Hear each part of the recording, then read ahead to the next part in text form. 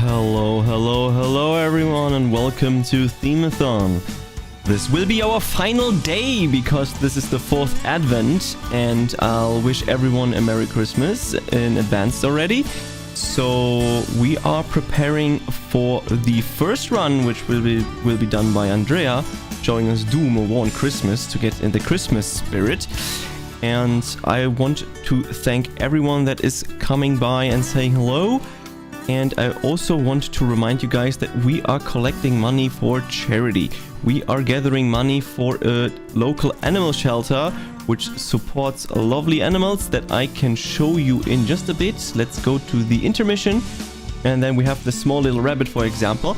But they also support ducks and cats and small animals like rabbits and all that kind of stuff. So if you want to donate and do something good for Christmas, feel free to donate like €5 to those lovely people, and they will help animals. On top of that, we have an incentive, and this is also the only incentive this marathon, which will be the Doom War on Christmas Part 2, which will be right after the first run. When you donate €10, you can unlock an any percent run of that category that has a lot of funny and good glitches. So feel free to do that, and we are preparing for the first run, and then I would say we start soon. So get something to eat, get something to drink, and I'll see you in a couple of minutes.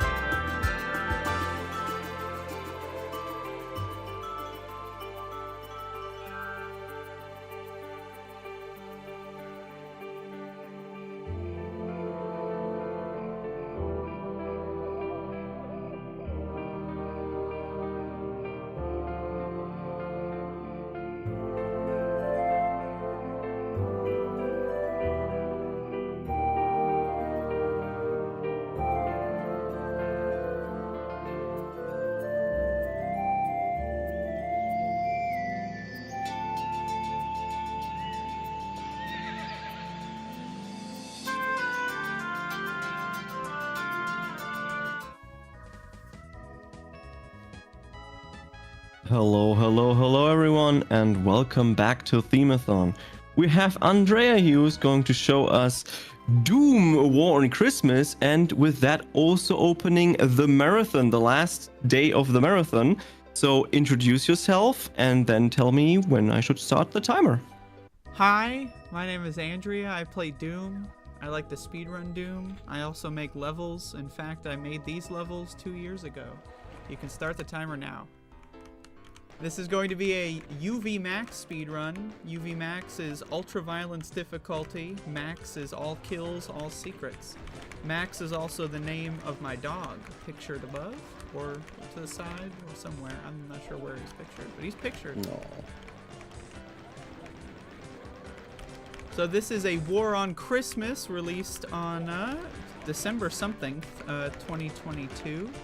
The story is about chasing down an evil serial killer dressed up as Santa Claus, and I just killed him, so pretty short game actually. We also got these guys.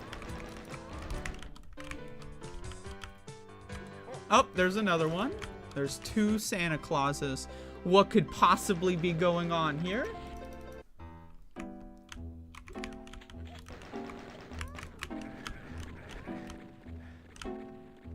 I'm joined by a co-commentator who has probably never seen this before. Hi there, Infinity Gene here. I do a couple other shooter games, like Disruptor for the PS1, but Okay. I've never ran Doom before. It's got me interested though, for sure, with all the custom WADs out there.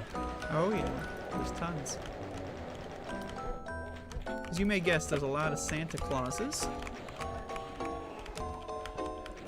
That's right, they're clones.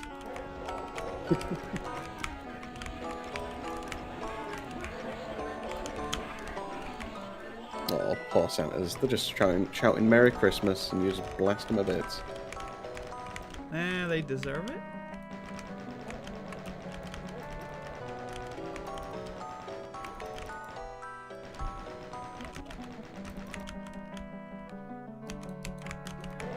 So I make a War on Christmas. I made this. I make one of these every year. I just released the 3rd War on Christmas a couple days ago.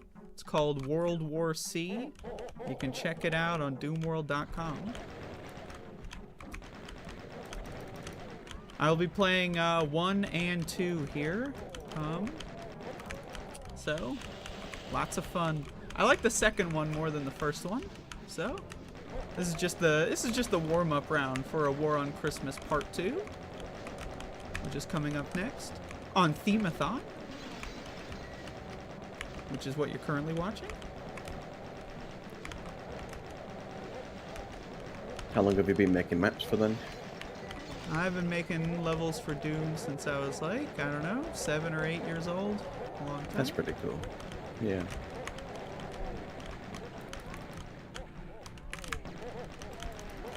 Yeah, like I said, I've definitely seen a lot of like custom WADs made for this game. It's amazing the work that everyone puts into them as well. Oh and yeah. How creative you can just be with all the with just everything to do with the Doom gameplay itself, like all the triggers and everything. So I consider it to be at the apex ratio of ease of game design and fun to play. Like the engine is simple enough that you can pretty much pick up making anything you want very easily, and you get fast iteration time. So if you make something cool, you can check it really quickly, and then does it work, does it not work? Whereas if you make levels for more traditional 3D games, it gets really hard to test things quickly. yeah, I know that feeling from like Team Fortress 2. Like with that, you have to completely build up the map and everything. Then you have to launch TF2. Then you have to load the level. It takes minutes to do sometimes, and then you get to the level and it doesn't work, and then you have to go back and do it all over again. That takes hours. Yeah. But it's good that you can just quickly build something and then just get into it in a few seconds just to try it out. The first War on Christmas, this one here, I think I made this one in 10 days total. So pretty short. I think the second one I made in 2 weeks. And the third one I just finished, which took me about 3 weeks. So I usually take a little bit longer each time. I can't help myself.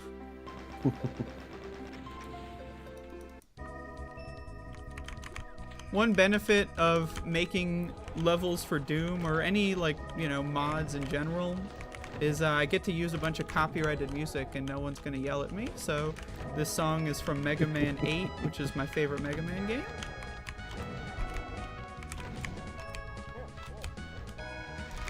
I use a lot of PlayStation 1 sourced musical arrangements, which is the best console. Absolutely, 100% agree.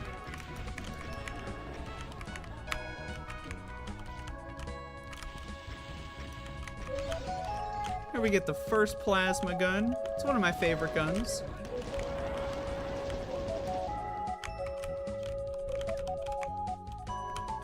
It's a pretty good gun. Yeah.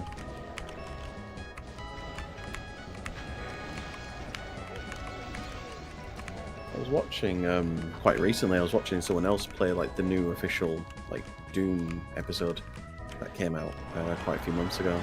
That looked quite interesting that they released that. They released another episode this late on, like, many years later. Yeah, they're trying to do something to advertise their new Steam port or whatever, like, cross-console thing. I don't know, I haven't played it.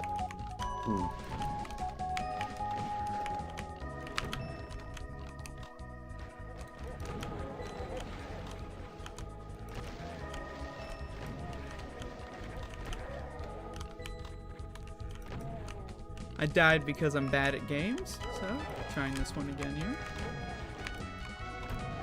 How significant are the difficulty differences then, with you being on UV Max currently? To be honest with you, I'm pretty lazy when it comes to making difficulty arrangements. So there's hard-coded difficulty stuff that Doom does. Like, you know, the lower difficulties, you take less damage from enemies just every time you get shot. But then you can also do map-by-map difficulty arrangements, so like less enemies in general, more weapons and stuff. So for easy mode, I typically just put health on every like square inch of the level, so that you basically can't ever not be at 100%. And that's my difficulty balancing.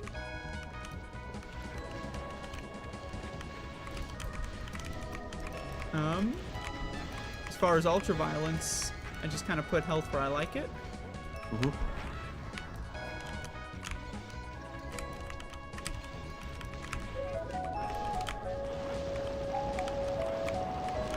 So the max category is all kills, all secrets, but there are 3 things on the stat menu. The third thing is items. Doom speedrunners don't care about items. Doom is actually one of the oldest speedrunning communities of all time. At least, you know, like, as far as like a consistent recorded community. So we have a lot of like really old rules and terms and all that kind of stuff. So items are traditionally referred to in the Doom game as like just small pickups, you know, like they give you like plus 1% health. You know, for 100% in speedrunning, you would probably pick stuff up like that, but in Doom, the way that those items are used, it's mostly decorative. And so people in 1995 said, you know, we don't really care about that shit, so UV Max only has kills and secrets. To this day. So thank you, 1995, for allowing me to not have to pick up that garbage. Some people do 100% items run, and it's like, it's really annoying because you just have to basically scan every square inch of every room for the most part, so it's kind of hard to speedrun something like that. Yeah, that, and also the fact that obviously some items can't be picked up if you're like full on HP and stuff like that, I guess. Unless it's well, still actually, you triggers can pick them up anyway. They did think of that. So we're about halfway through the game here. The first one.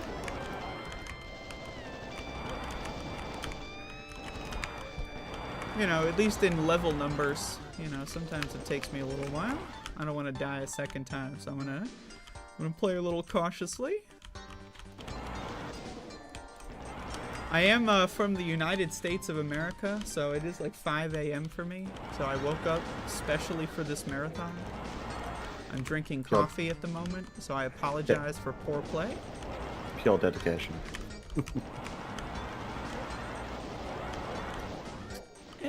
Maybe it's slightly distilled dedication. I wouldn't say it's pure.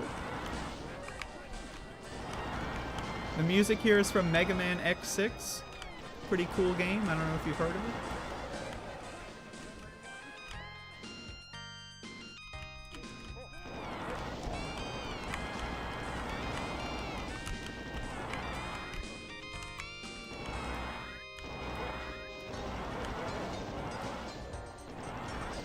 Yeah, Doom's definitely just one of those games that you can just replay over and over, and like I said, with all the extra custom content that everyone's making for it and everything. Here's a picture of my dog.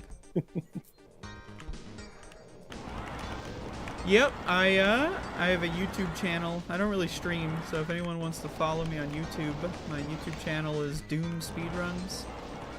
Pretty cool handle. And I pretty much play custom Doom WODs. I try to speedrun pretty much everything. There's a lot of stuff that comes out, all kinds of stuff. Doom has a lot of different like genres.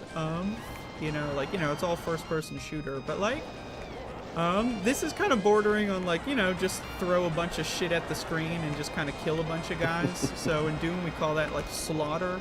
I would say that this is very light on that, but there's some levels where you can get like 10,000 enemies on screen, it's pretty crazy stuff. Yeah. And so I have a lot of fun with that sometimes. There's all kinds of different stuff. So, but right now I'm running a bunch of Christmas Doom stuff because I like to contribute to the Christmas Doom ethos. So I like to also play contemporary Christmas stuff too. Here's a story screen. I'm gonna skip it. I did write the story, but I wrote it 2 years ago. I'm a little embarrassed. I don't want you to see it. But the story is basically, children all over the world are dead. Who's to blame? Santa Claus. So on and so forth. God damn it, Santa. God damn it. Yeah.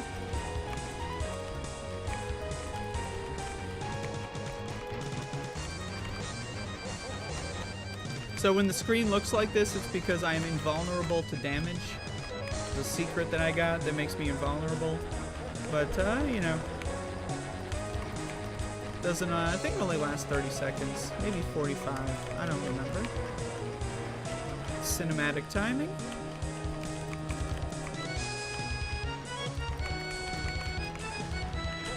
The music here is from Mega Man 4. That's the one that takes place in Russia. I'm sorry, the Soviet Union.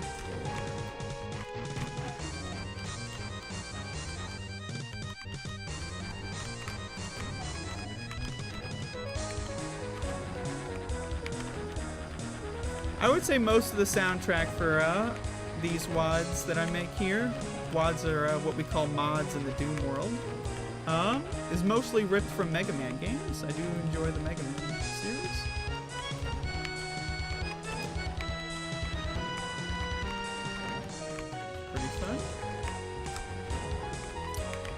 This level is just one big arena. You're just kind of waiting for all these guys to teleport in.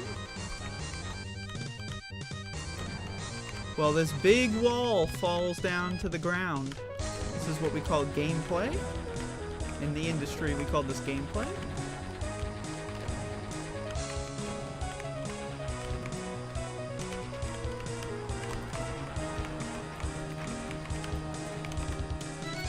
In the speedrun world, you'd call it an auto-scroller. There's a term for that. Anybody? Auto-scrollers? Who loves them? Yeah, as a speedrunner and a level designer, I gotta say, I do enjoy auto-scrollers. Indeed. I know speedrunners, they don't really like them. Oh, this scrolling automatically. Yeah, give me a break. It's not that big of a deal. Let it scroll. This song here is from The Misadventures of Tron Bonne, which, you guessed it, is also a Mega Man game, for those who don't know. but you really should know by now about the misadventures of Tron Bonne. It's pretty cool.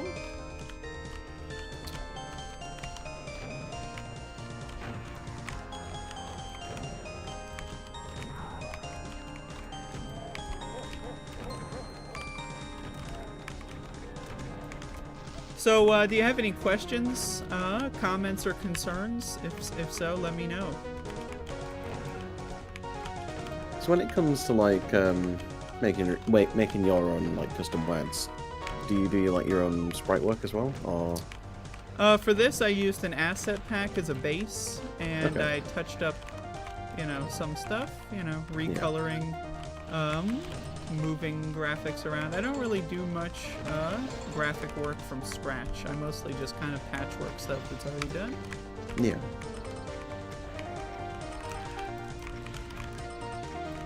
But Christmas Doom assets date back to like 1994, so there's lots of stuff in the history of the video game to kind of pull from. So this is an assortment of all that kind of good stuff. Okay. Like the Santa Claus sprite, the Kako ornament sprite, which is one of my favorite, which makes a glass shattering sound, which is kind of ear piercing in the good way. The Kako bauble, love it.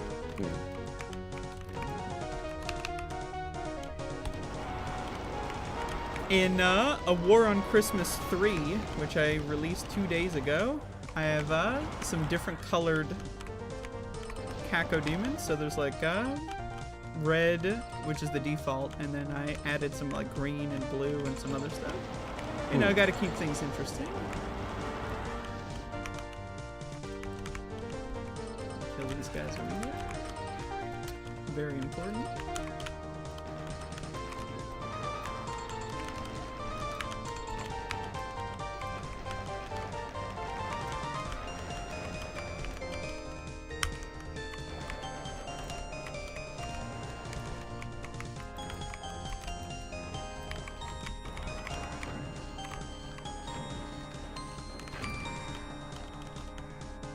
Here's another picture of my dog. I messed up making the graphics, so it looks like that instead. But he's looking pretty adorable. Trust me. At least 2 years ago he was. Still pretty adorable, but in a different way. He's old now. Yeah. Max the dog is currently sleeping because for him it's 5 a.m. and that means something for him, but not for me. I'm sure he's very disrupted by me talking to the TV again. What breed is Max? Ha! I wish I knew. He's one hell of a dog, that I can tell you.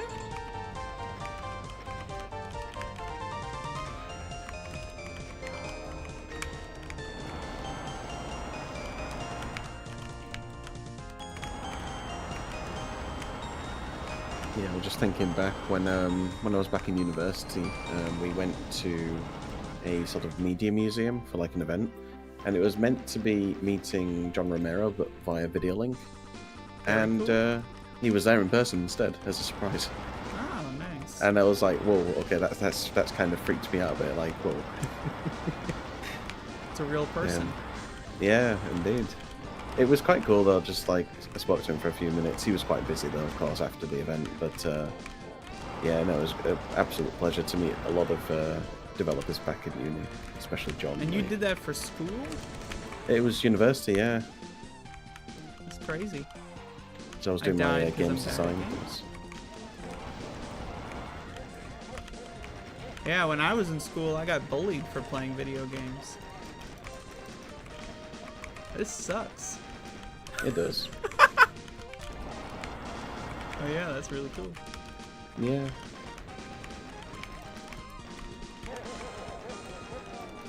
Yeah, because we met him, and then we had people from like Codemasters and stuff like that. And then one of my tutors worked on Red Dead Redemption 2, but they couldn't tell us that until later. Very interesting. I played the first one. Yeah.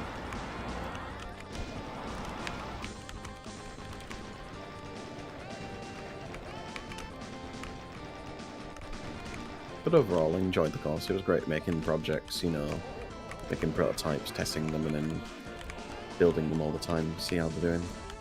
Yeah, that sounds fun.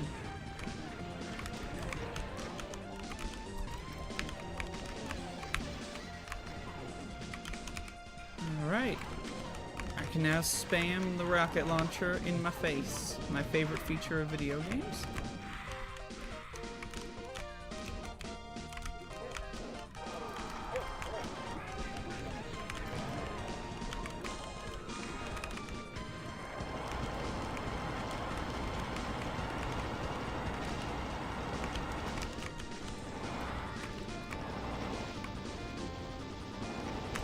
The musical selection here is from Mega Man X7. One of my personal favorites.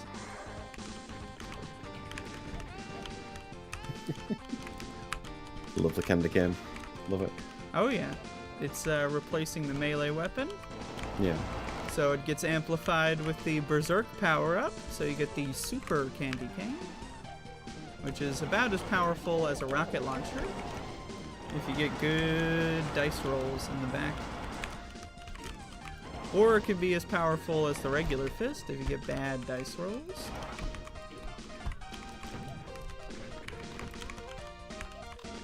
It's my favorite part of speedrunning the Tyson category, which predominantly uses the fist, as it's the most random weapon in the game.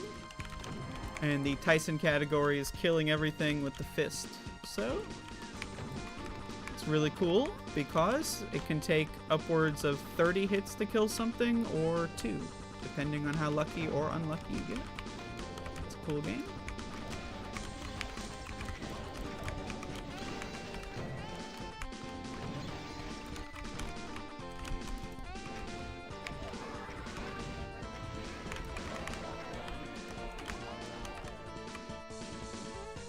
Alright, so we're heading into the penultimate level. This is the anti-penultimate level, unless you count the secret level. Then, well, then it's a whole new ball game. But, anyway, War on Christmas 1 is pretty close to being finished here. Hopefully that's enjoyable to all the viewers out there. How are the viewers? Everyone at home? Or on the bus? Maybe you're on the bus. If you're anywhere else, though, I think you should probably shut the stream off. But if you're on the bus, definitely continue to watch, because A War on Christmas Part 2 will be after this. But we do have a couple levels left here.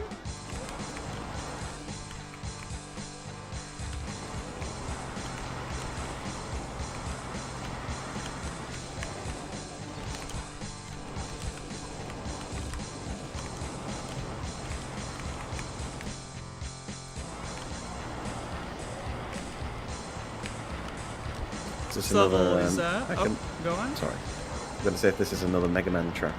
Yep, this is from Mega Man 6, Blizzard Man.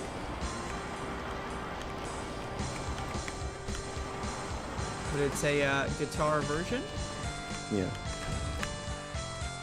But yeah, this is mass manufacturing. This is where all the toys are made for the consumption of the children, who, keep in mind, in the story are dead now. So, goodbye, children.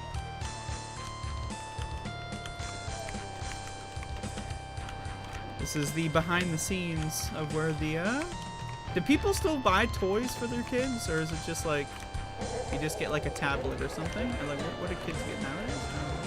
Yeah, it's definitely changed over the many years for sure. It's usually electronics now these days, or it's money. You just give a 5-year-old like $10. Okay. Nice. Yeah, those days have definitely come and gone now. Different era, different generation. Alright, little Timmy, have some quid.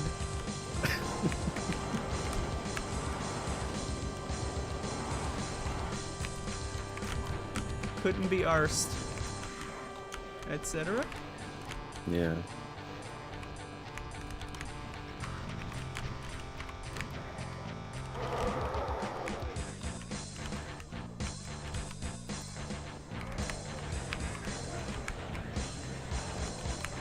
I mean, there's definitely some good toys out there for sure that kids would still enjoy.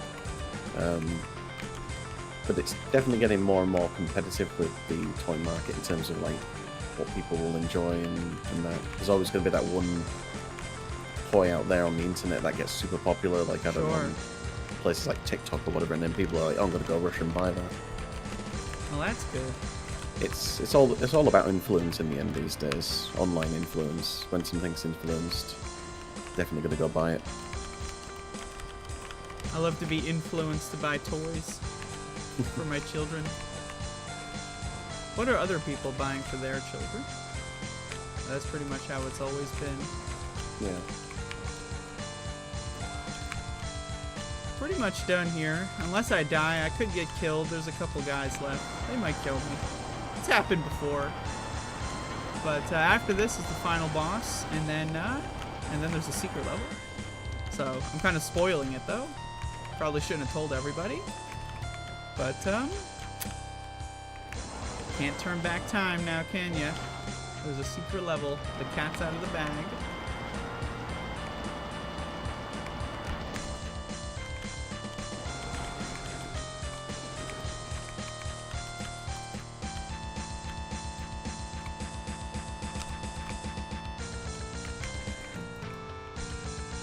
There's one enemy left, hiding menacingly on top of a box. Wonderful.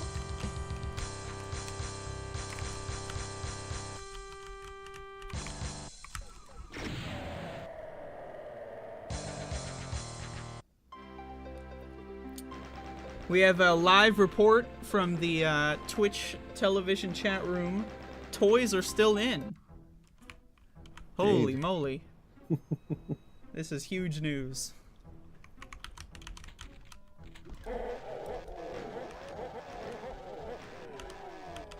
Here we have the scary, thin, green and red hallway of death.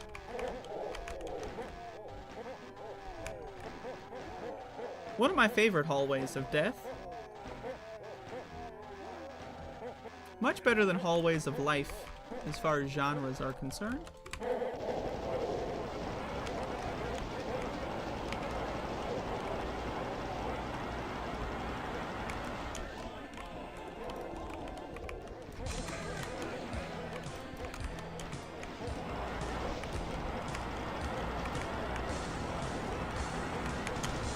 So this is the last level. We have a cyber demon, everybody's favorite Doom monster, in the middle. And they're pretty much doing most of the work here, killing these guys for me, so I just have to not die. Ideally. But I might die. It's possible. I've died before. I'm not perfect. I might die again. We'll see.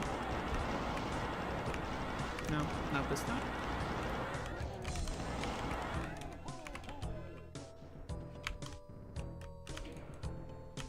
Then we got, I could, if I were good at speedrunning, I would do this whole lift sequence while I'm shooting the cyber demon, but, you know, I didn't want to die, because that would be embarrassing. So I chose to do it the slow way, and then talk about how bad I am instead, which is slightly less embarrassing than showing you how bad I am.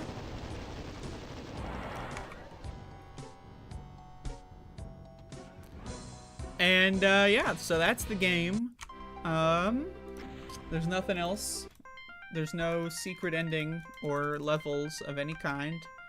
That's it. And, oh, would you look at that? There's a secret level. Oh, wow. Oh, jeez.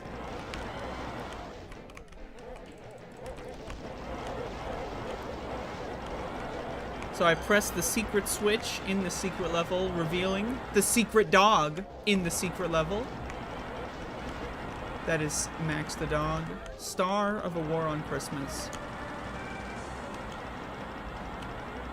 Who's also currently sleeping a couple feet away from me. I think Max the dog is visible on stream at all times. Is that correct? Isn't correct, there a webcam field? Yeah, it's in the top left. Very nice. Yeah. I don't use... What, do people use webcams in marathons? Some do, some don't. I don't. That's interesting. When did that happen? Oh, when did people start using like just images or GIFs and stuff like that? Oh, I mean just webcams in general in a marathon. Not too sure really. You get nervous. How do you play games and have people look at your face at the same time? It's gonna cause me a panic attack. Stage fright, you know? I'm gonna crack under the pressure.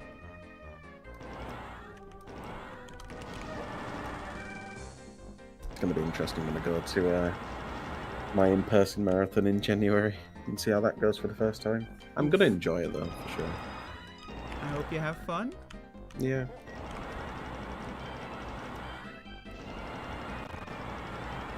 This level is called Secret Santa Slaughter Time. It's got 1225 enemies in total. Numbers.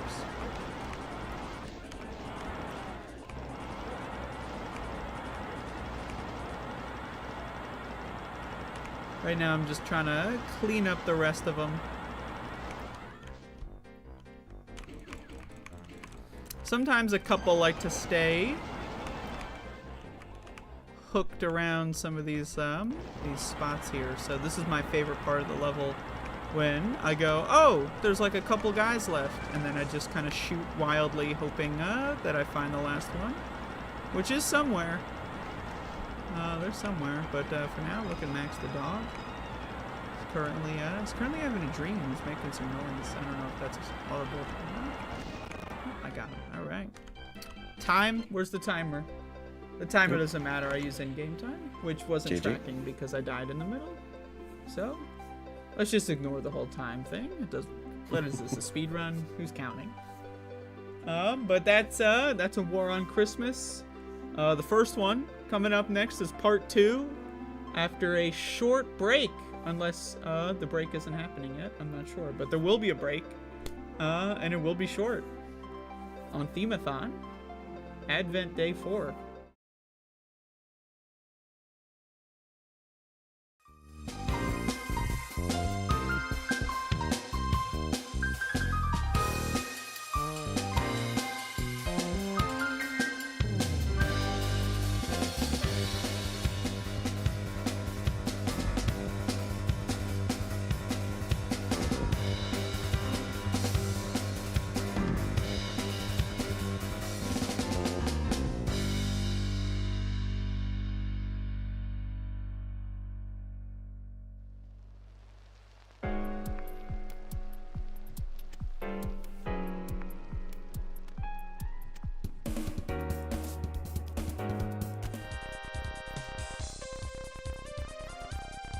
Hello everyone, and welcome back to Themeathon.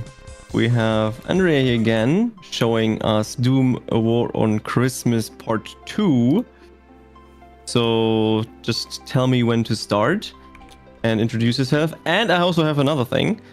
We got a €10 donation, actually fulfilling the incentive to do the bonus any percent run after your run is completed. Oh, wow. And the comment said, "This is the best Doom I have ever seen. Who doesn't like murdering Santa over 9,000 times? Can't wait for part 2 any percent bonus run." Oh, nice. Well, yeah, any percent, we call it UV speed in the Doom lingo, because this is a very old game. It's about 5 minutes. So, you know, maybe 10. You know, I haven't done it since last year, but... So, yeah, that would be fun. But first I'm going to do UV max. Am I allowed to do like a live incentive? Can I, or is that going to break your format? Depends. Well, I did just release a War on Christmas 3, and that's about 10 minutes for an any percent too. So I'm just throwing that out there. Oh, sure. Okay. It's up to the viewers. You know, it is new. I posted it 2 days ago, so you know, could be fun. Just throwing it out there. But yeah, I'm ready when y'all are. I am. All right, 3, 2, 1, go. Good luck. So this is a direct sequel. It picks up on the same island that the other one ended on.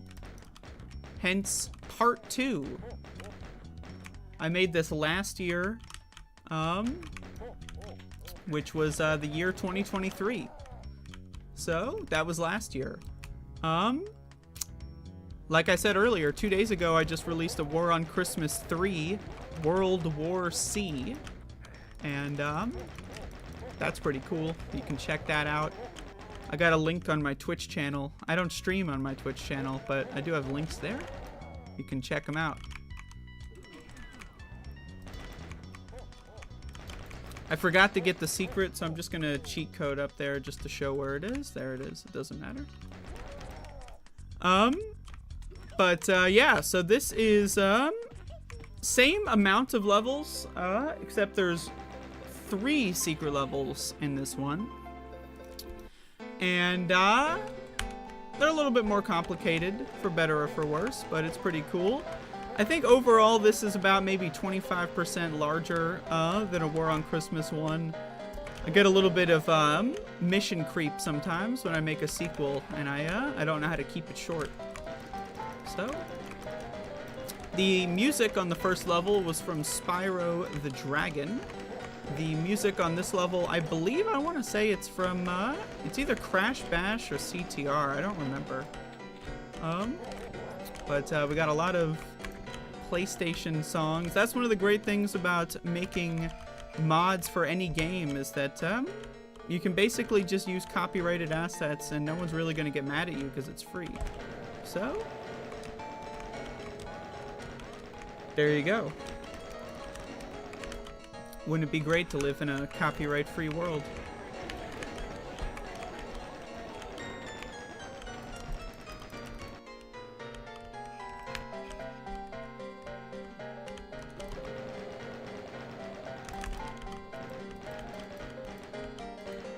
Missed the guy somewhere, just running around.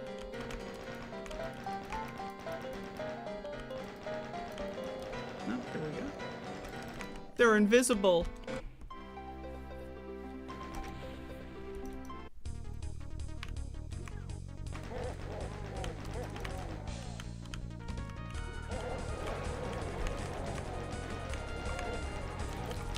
This musical selection is from Mega Man 8, but not the PlayStation version, specifically the Saturn version.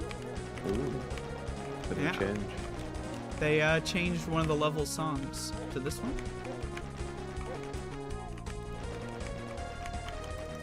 Why did they do it? I don't know.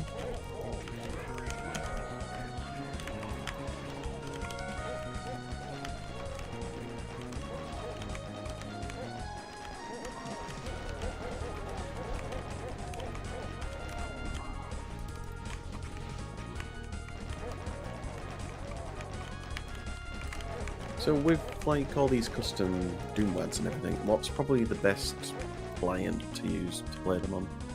There is a source port that we use called DSDA Doom. DSDA stands for Doom Speed Demo Archive, which is the main Doom speedrunning website. Doom does not use speedrun.com because we're so old school, we got our own website.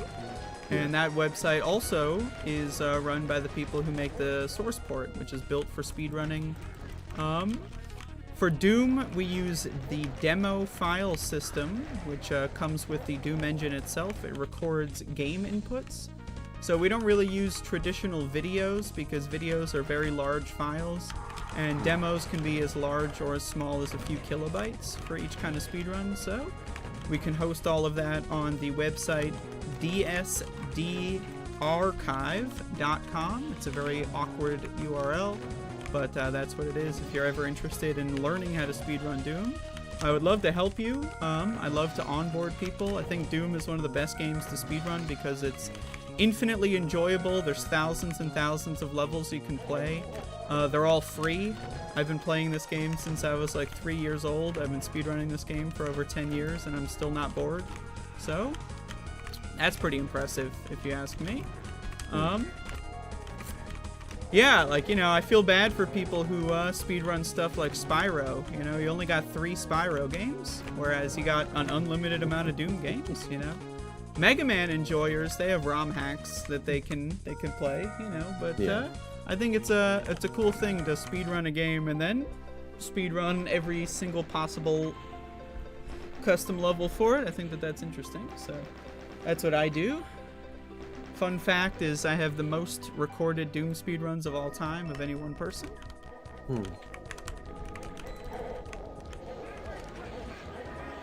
Yeah, that comment about Spyro, then that hits me hard because I'm a Spyro 3 runner. Yep. Oh, trust me, I love Spyro. I've been speedrunning Spyro on and off since 2013. Yeah. Very, very fun series, but there's only 3 of them. Yeah, well, And the problem is, like, even I've kind of sort of soft retired from Spyro 3 at the moment because it's a bit too repetitive. So, like, obviously things like Doom, of course, you know, there's just so many custom levels and custom WADs. Yeah, and there's all different genres too, you know? Exactly, yeah. Like, it's pretty much, I lucked out on having this be my favorite game and also being a speedrunner because that's the thing about playing the same game over and over again is eventually you learn everything, whereas with this, you keep your skill at the game and you can transfer it across different things. It's just... Yeah. It's pretty great, you know. But we would have more Spyro fan games out there if Activision didn't kill every fan game project imaginable when they could. So that's cool. Like I know with like Spyro 3, they recently did Spyro 3.5, which it's great, but the problem is it's aimed more at speedrunners really, or those with a high skill ceiling. So there's lots of Doom levels that are like that too. I like to make my levels like, you know, actual games, which I love, like the hard difficulty hack stuff. But like, it's definitely not, you know, for a wider audience. But the thing about Doom is that there's a lot of people who don't speedrun. I would argue that speedrunning Doom is a niche within the Doom community. Like only like 5% of people, maybe even less than that, of people who play like new levels will do speedruns, so it's actually not that popular internally. But yeah, it's more fun for me watching someone who's, you know, without trying to be mean, but like someone who's like not good at the game play it because like they, you know, people come up with ways to play your levels that I've never even heard of or thought of before, you know, so it's just very interesting. Yeah, it's probably the same when I do runs of like Disruptor. You know, we definitely see like other people doing like their own ways of dealing with each level, which weapons they prefer to use, because there's a variety of weapons. That'll definitely change how you progress through everything for sure. Sure, yeah. And with that game as well, you've also got like sort of powers as well, like sort of spells you can use to do additional like damage and stuff like that. So it's really like customizable, and everyone plays differently. So it's always interesting to figure out how everyone tackles a level for sure. Oh yeah, I enjoy that.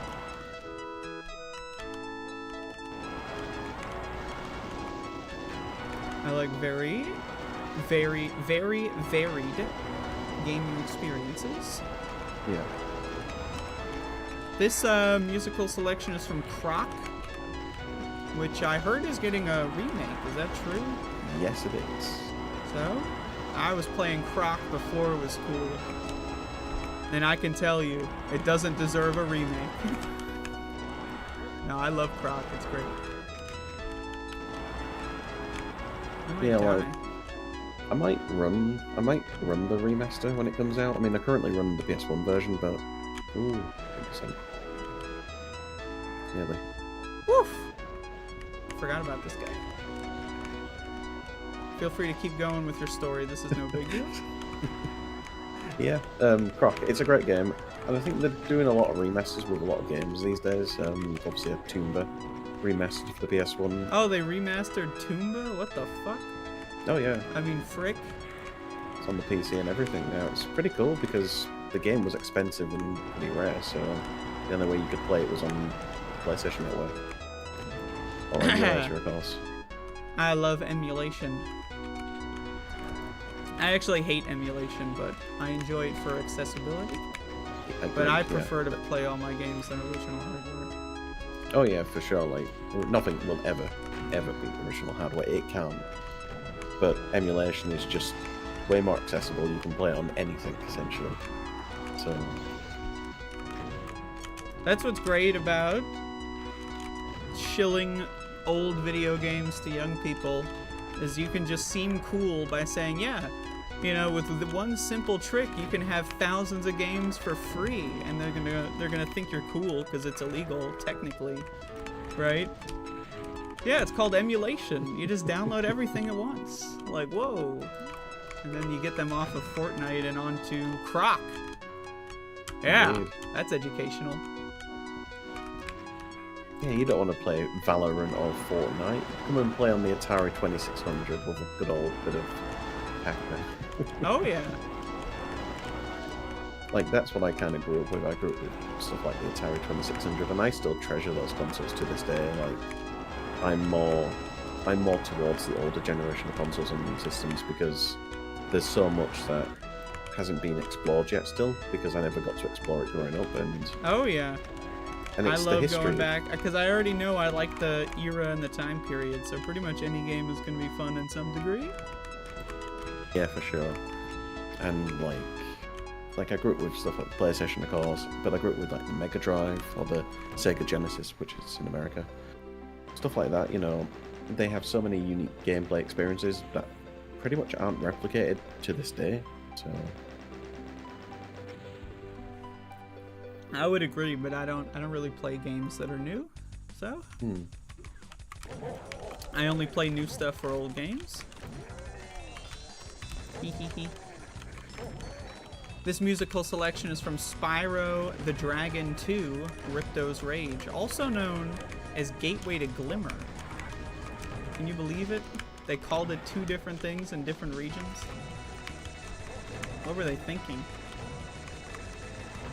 yeah, unfortunately, we got the Gateway to Glimmer naming convention. Yeah, it was a weird one when we realised, oh, hang on, it's called this over in America and everything. It's strange because Glimmer is just the first level. Like I Yeah, don't mind the different naming theme, but like pick a better name. Gateway to Glimmer. What? yeah, because then the game is like sounding like it's focused around Glimmer when it's not. Yeah, it's focused around Ripto and his rage issues. He's addicted to Rageahol. He's got some problems. This level's the called Junk Factory because there's junk everywhere. Yeah, it's like the Ratchet and Clank trilogy. In the PAL region, we called it Ratchet and Clank 1, 2, and 3. But in America, they called it Going Commando and Up Your Arsenal. But obviously, those names sound a lot more appealing than 2 and 3. Well, you could always do the classic number colon. Like in Europe, Crash Bandicoot 3 is called Crash Bandicoot 3 : Warped. Yeah. But in the USA, there's no 3. They just hide it warped. on the title screen. Yeah.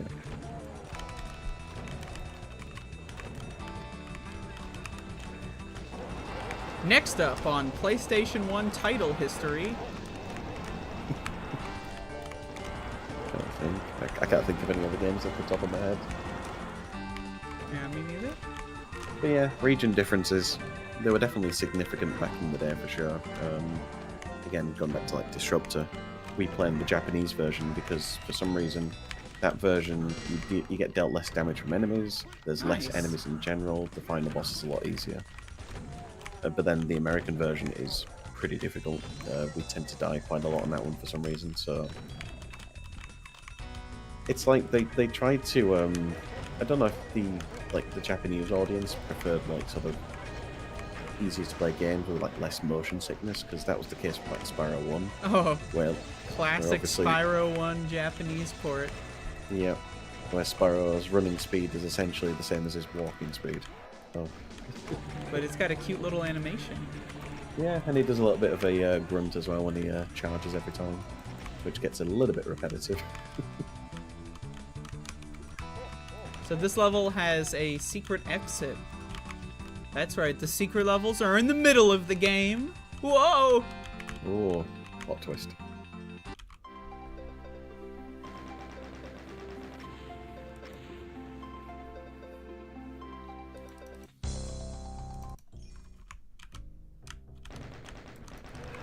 This is Secret Snowy Subterrane.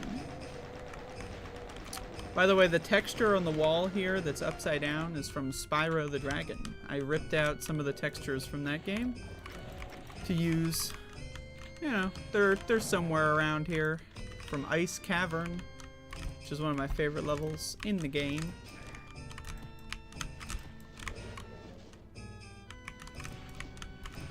I'm trying to win this boxing match. It appears I am victorious.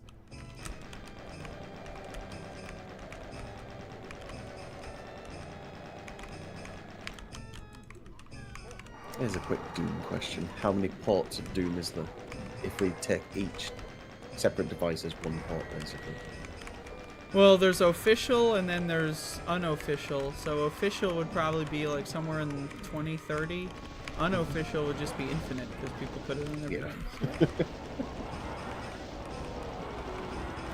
It's definitely been an interesting thing for sure to see like Doom just ported on different devices. It does show how like adaptive, I guess, the game is on anything really.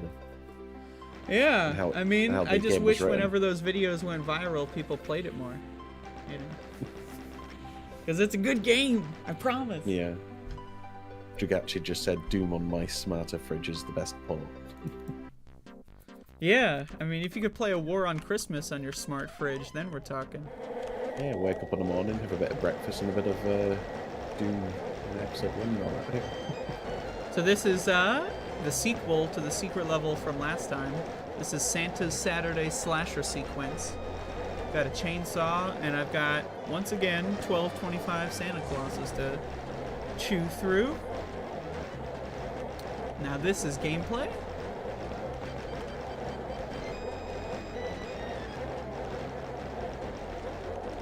Accompanied by a fantastic musical selection from Rayman on the Sony PlayStation.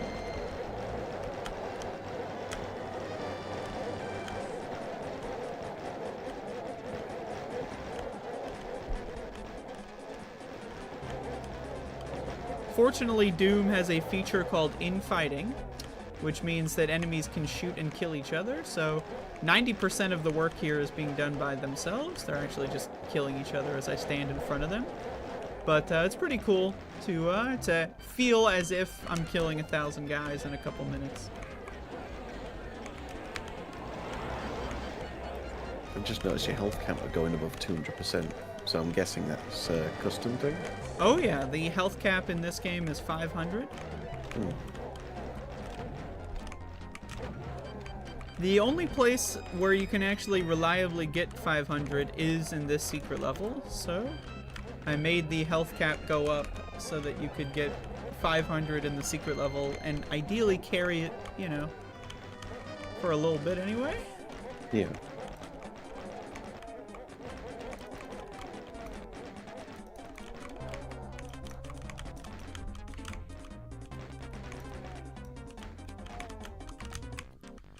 Alright, that's most of these guys.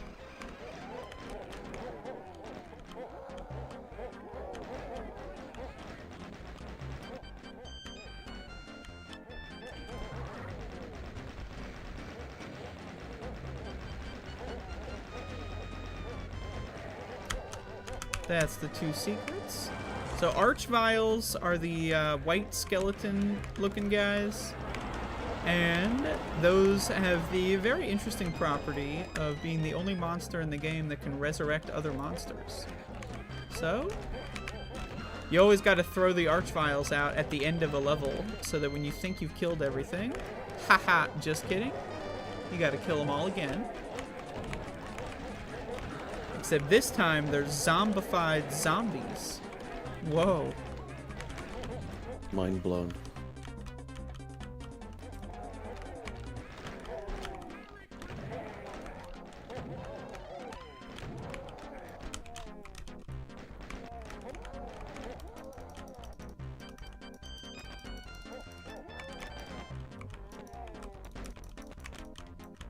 Alright, let me just get as many of these candy canes as I can possibly stomach.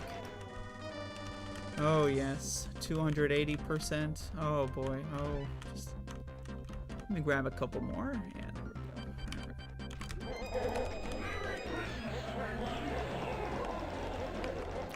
One cool feature of Doom is you can place monsters in the editor on top of each other, which makes a big, unmoving wall of enemies. In other words, a door with health. And right there, I had a big, unmoving wall of enemies, but I shot them with the rocket launcher so they all die at once. It's pretty cool.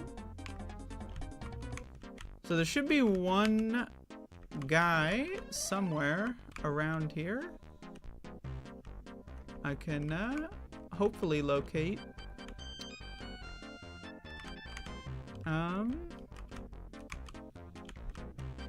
Actually, no, I'm not sure. I think there's 4 or 5 guys at the top of this lift. I don't remember. So, no, there are 5 guys? Okay. Last time I played this was last year. Give me a break. Alright. This is the last secret level. There's 3 secret levels. The previous one was emphasizing kills. This one emphasizes secrets. So there's all kinds of different secrets here.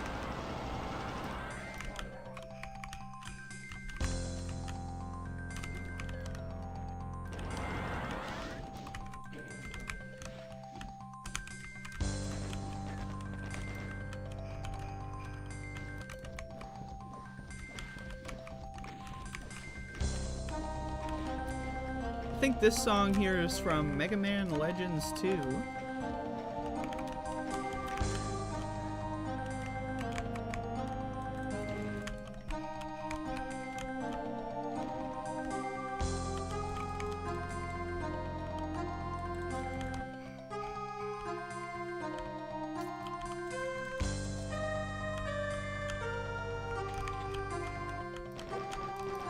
Got all kinds of secrets here.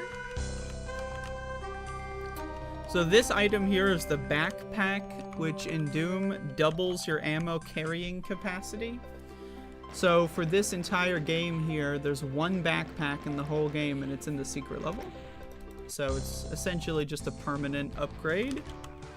I tried to make it as close to RPG-ish as you can get without coding in a whole new types of systems. So, you know, just a mild level up if you do the secret.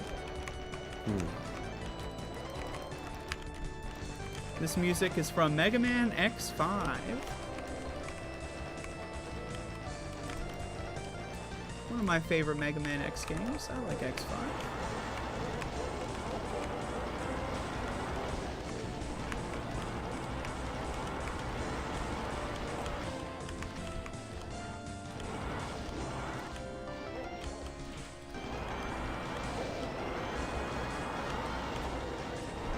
So right now I'm just kind of running around, waking all the enemies up and hoping they kill each other while I activate all the objective points.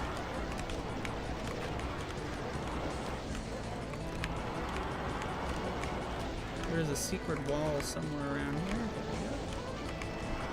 There we go. That gives me the invulnerability, which is pretty great because now I can't die, at least for the next 20-something seconds.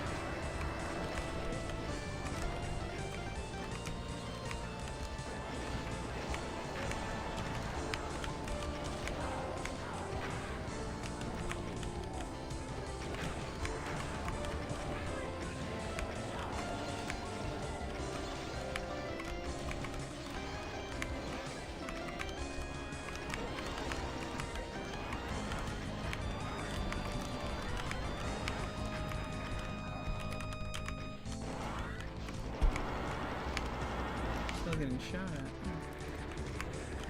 by these. Hello? I didn't see you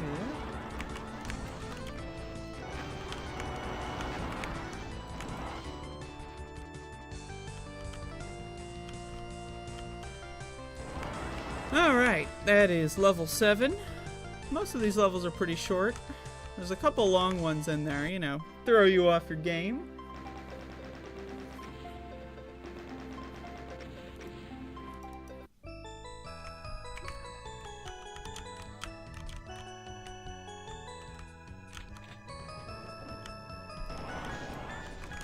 Here we have another musical selection from Mega Man 8.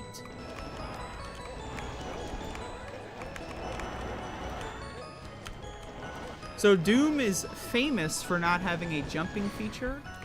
However, the Archvile, once again, very unique monster, can resurrect enemies. It can also make you jump up and down with its fire attack. So, that is what we call, in the biz, an Archvile jump. So, when you're making a level, you can design a level around that feature to have little skips and, you know, little bonus areas you can get to if you utilize the jumping. So right there, there's a bunch of ammo on the centerpiece here that you can get using the Archvile jump. It is available later in the level after you've killed everything, but that's not as useful because, you know, requires killing everything.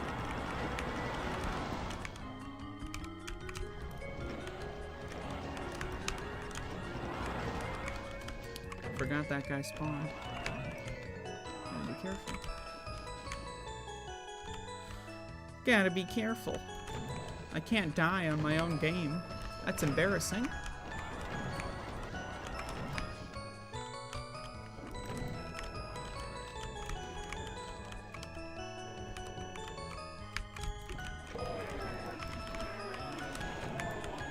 I'm trying to think what my first like custom WAD was many years ago. I think it was like a Simpsons one or something. Oh yeah, like Simpsons. Many years ago. Yeah. Because when I saw that, I think I was like, "Oh, this looks quite fun." Like, it was just different, and that's always been the thing, really. I like trying custom versions of games for sure, with the exception of maybe 3.5 and Spyro. Like, it looks fun, but it's probably not for me, though. So, but yeah, I've always been into like sort of Doom-esque shooters for sure.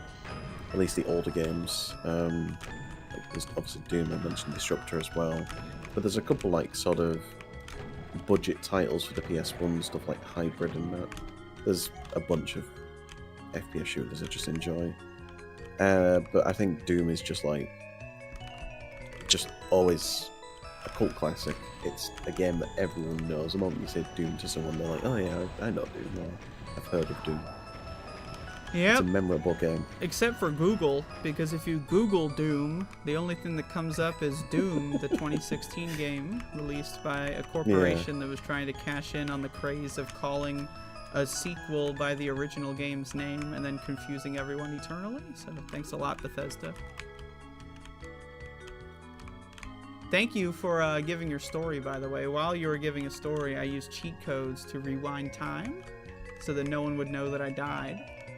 But I gotta come clean because, you know, in my defense, I really don't have any defense, so I don't need one. Alright, that's all the enemies, I'm pretty sure. There's one guy left in here. Alright, coming up next is my favorite level.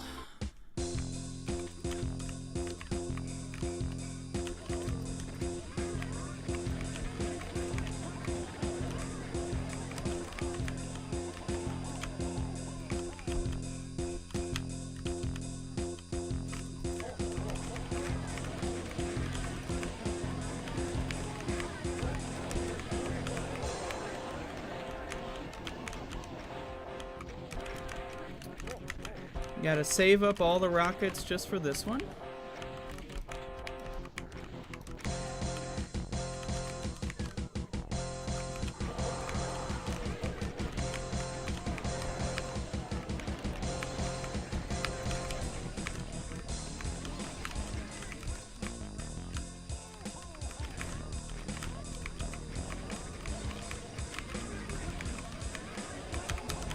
Can you hear my keyboard?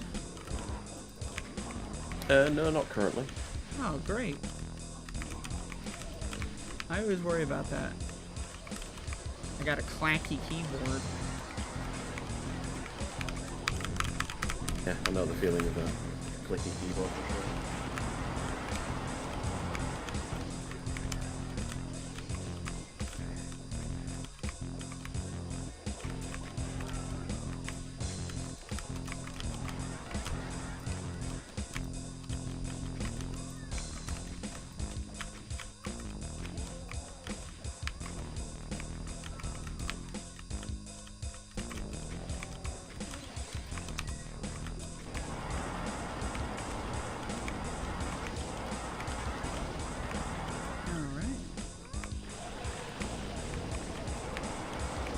Almost died there.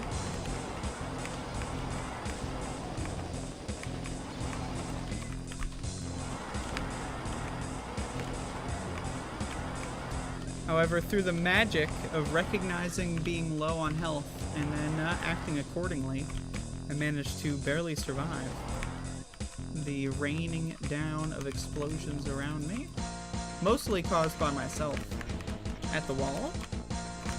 But now I am invulnerable. I can do anything I want.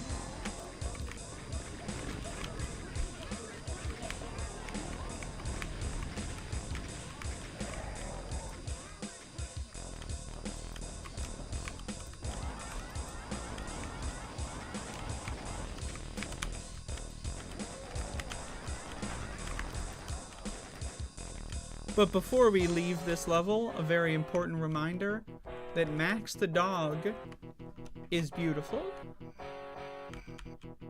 So thank you everybody for enjoying Max the dog. Caught in the snow. What was he doing there in the outside world? Find out next time on A War on Christmas.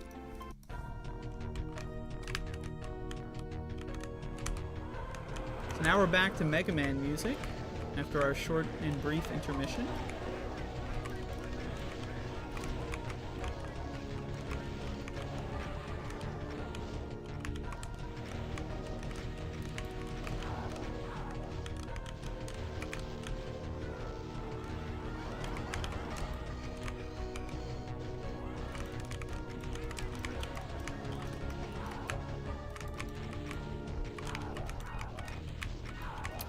So after this, I'm doing a UV speed run, not a max run. Should I? I'm just talking to the marathon people. Should I just do it immediately? Should we do another break? Because it is very short. I don't know if it deserves so much of its own. You know, just chew on that for a little bit. But I'm excited for that because. One thing about being a speedrunner and making levels is that you can make levels broken intentionally, and that's cool. So, or not, depending on your opinion. Some people think that's lame. To put game-breaking bugs in your own game, you know. Is it really a bug at that point? Is it a glitch or a feature? A feature, clearly. It's just taking advantage of those amazing features of the gameplay there. Yeah, personally, you know, I don't understand why game developers in general are so afraid of people playing a game in a way that they might not want them to. To me, it's just like having a separate game mode, you know. You can play on easy or hard, when you can also play with skipping things or not, you know. What's the big deal? Yeah.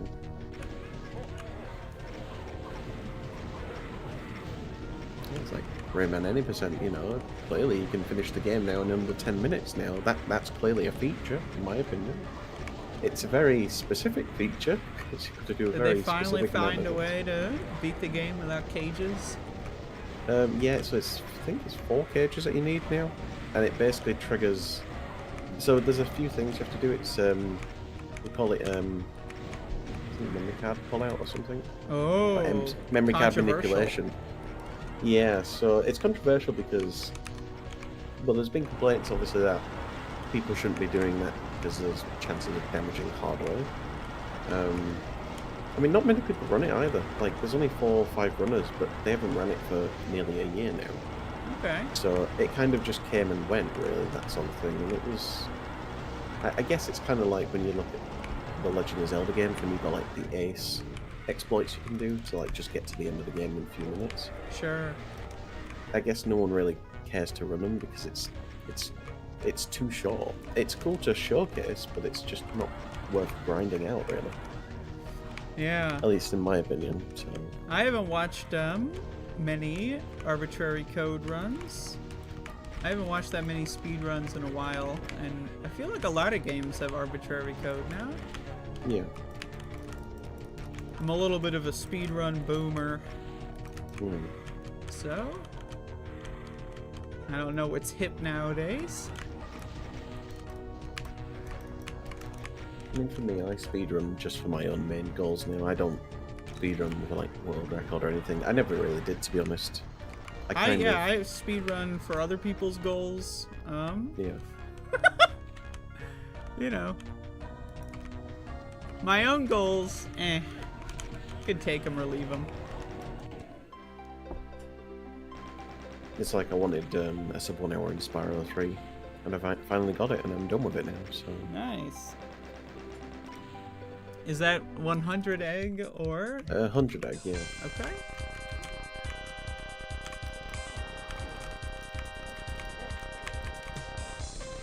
This is the second to last level, which is a sequel to the second to last level of the first game, and being that there's boxes everywhere. And synth guitar. Those are the essence, the core essence of what I'm going for.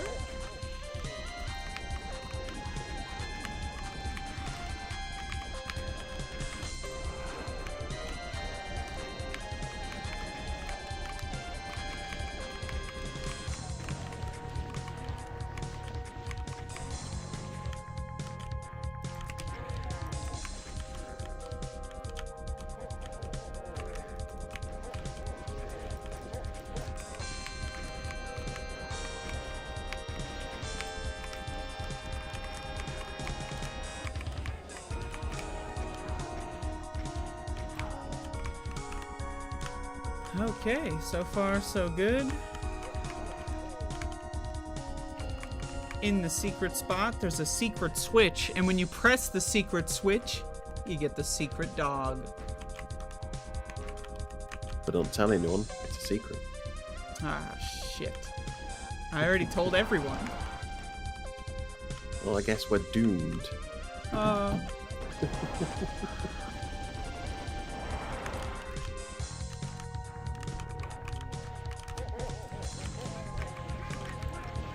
This is the best part of the level.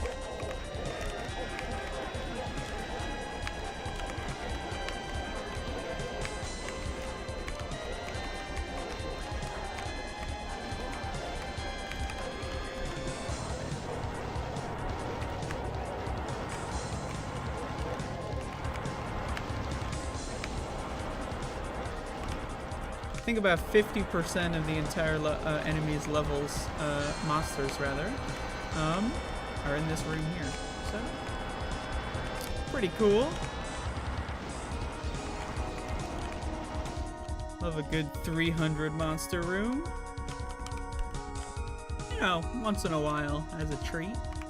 Oh, hi Max. The watchful eye of Max the dog.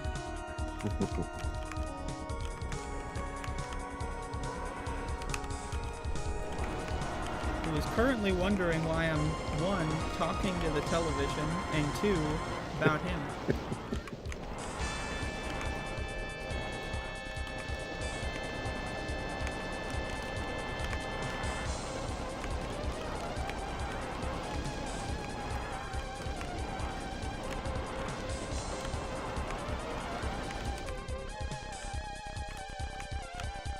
Another secret area. This one does not have a dog, unfortunately. Should put dogs in every secret area, but I don't.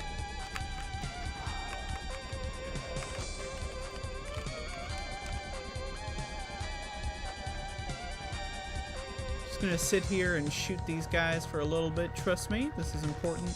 This is gameplay. This is cutting edge. So here you jump across the boxes, grab the yellow key. Then you shoot yourself, very clearly on purpose, and then scramble around, refill your health, and then try again. If you'll notice, the health cap in this game is 102% without bonuses and 500 with bonuses. But it's 102% without bonuses because it's the second War on Christmas. So it's 102%. Gifting those players an extra percent every single time. How Yeah. kind. That's right. In A War on Christmas 3, which just came out, you can get 103%. Oh, too generous. It's inflation. It's really getting out of control. Yes.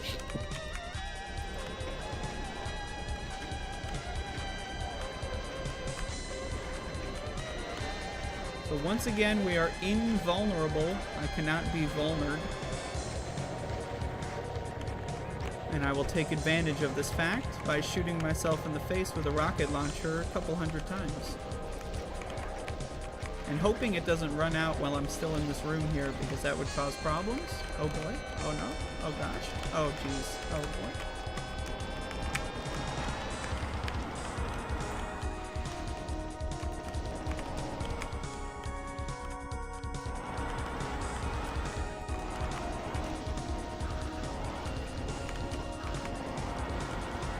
Alright, so now we gotta kill everybody, and then the final level.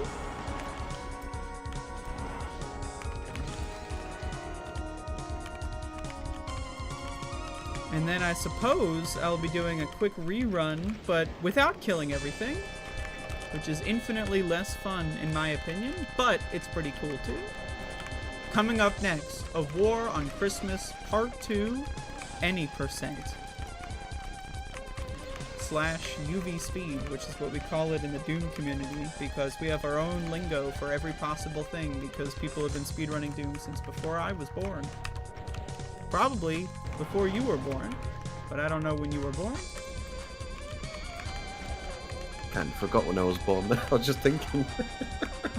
It's so long ago now. When was Doom released? 1993. 1995 for me, so 1.5 years off. Yeah, people, I think the earliest recorded runs go back to 95.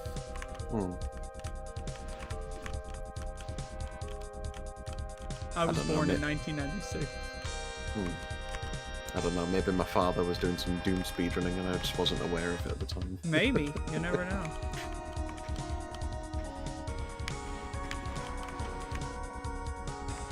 I'll just ask him on the... I'll ask him on Boxing Day when I see my foster father. Dad, did you do any Doom speedrunning back in the 1990s? They were like, oh yeah, I did quite a few. Oh yeah, all the time.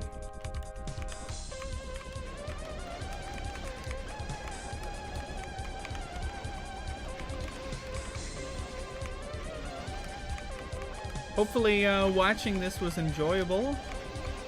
It's currently 6 a.m. for me. I'm an American. You may notice by my speech impediment here. And so it's pretty early in the day for me. But hopefully people enjoyed watching this. We got one more level here. It's not over yet. Just calm down, everybody. Chill. Just everybody calm down. Nice, I got 2 seconds under par time. Yes! Oh! God, now we are gaming.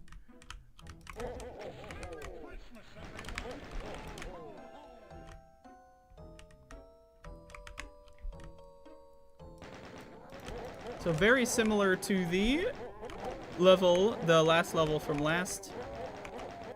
Oh, I almost said last year, but 2 years ago now. It's green and red all over, and there's lots of killing. This time, in fact, there's double the killing because there's twice the enemy count.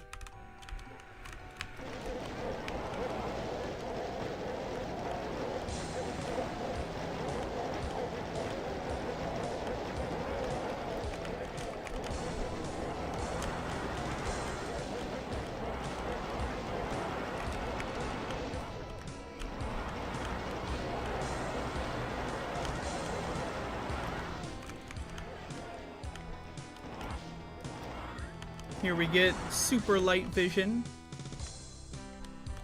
One of my favorite visual types, super light vision. I wish I could have this in my real life, is what I would be saying, but Doom is my real life. Follow me on YouTube at Doom Speedruns, because that's all I play. I do nothing else.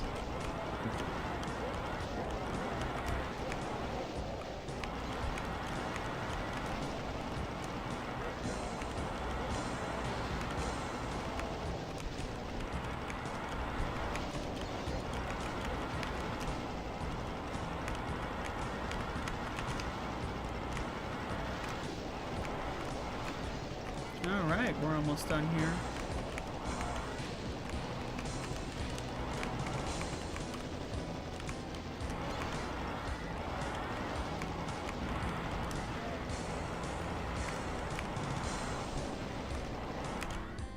All right, what's the timer situation? Yeah, you're doing pretty good. You're fine. I mean, you gotta. It's over. It's done. Oh, it's over. Oh, time. Yeah. This is the credits, also known as another picture of Max the dog. Oh yeah, it's over. You just sit here until you decide to end the game.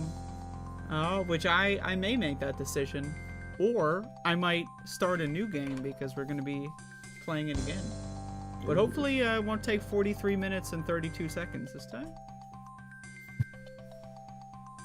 Yeah, you can start the any percent run whenever you like. Oh boy. Okay. Oh boy. Okay. So this is a War on Christmas Part 2. Oh, I skipped a War on Christmas Part 2. And we're gonna be doing the same thing without killing everybody. So we're gonna kill some bodies, but not everybody. So, yeah,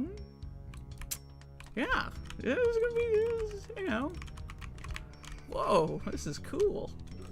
Look at this. Look at that. I forgot to put a texture there. How silly of me. So it looks weird.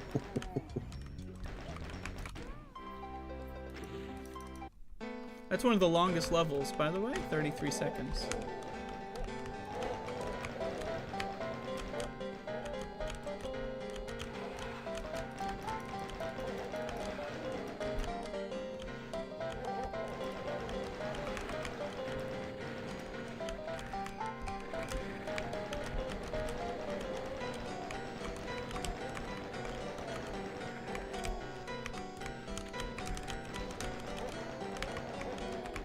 Gotta make sure I don't get killed there. That would be very inconvenient if I died on the second level.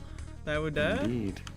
Yeah, that would make me look bad. Wouldn't that, like, make me look really bad at this? You know? If I just died on the second level like that? Wow. Died on the second level on your own mod. Yeah. That would be, whew. Luckily that didn't happen. And when I say luckily, really I mean skillfully, because, I'm such a mastermind of skill that I engineered what seemed like a close call for maximum viewer satisfaction. Just throwing in some of those jump scares in there, so you know. Exactly. I want Keeping to be people on their the toes. Yeah, exactly.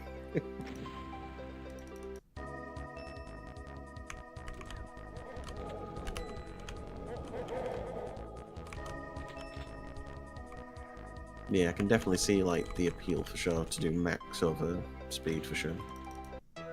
Right there, I did a trick called a glide, where if you perfectly align your hitbox, I'm gonna grab this weapon, you can squeeze through a very small gap. Of course, I knew that ahead of time when I put the gap there, but don't tell anybody. Yeah, I mostly do max runs, so for me, I'm not the best at just running through. You know, you're getting an amateur. You know, really. I'm more of a specialty maxer. But, Max is the name of my dog, so just thought I'd throw that fun fact out there. Unrelated.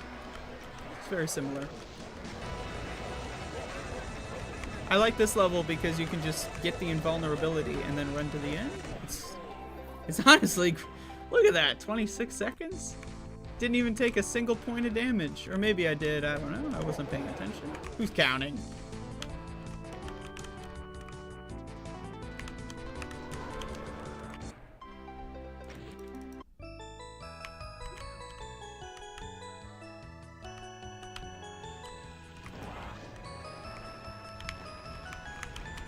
Oh, I missed trying to jump through this window here. Oh no, it's all falling apart. Oh, I'm gonna go the long way. Sometimes the archvile doesn't cooperate and just, based on where the archvile runs, the direction of where you get shot at greatly dictates what direction you fling off into, so got a little unfortunate. I'm gonna blame the luck there. You know, maybe I could have saved it at some point, but Yeah, it's RNG, guys. RNG. Oh, it's not my fault. I did the best I could. Is what I would say. But to be honest with you, I did not do the best I could. I could have done a lot better.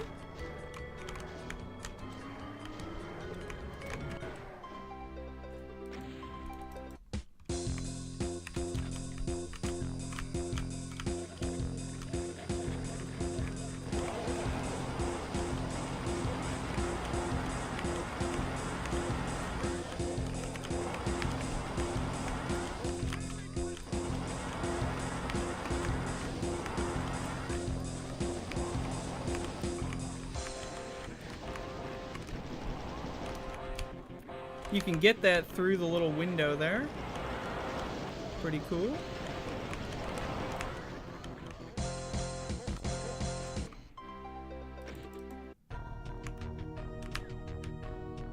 You may be thinking, wow, is this really it? Is it almost over already? And the answer is yes. It's actually very close to over. We got 2.5 levels left. One of my favorite types of level are what I like to call the run to the exit levels, where the entire level is pretty much optional and you can just run to the exit.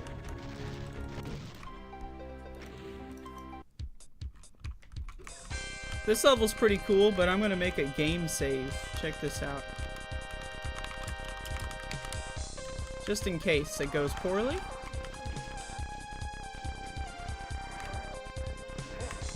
I haven't done this in a while, so...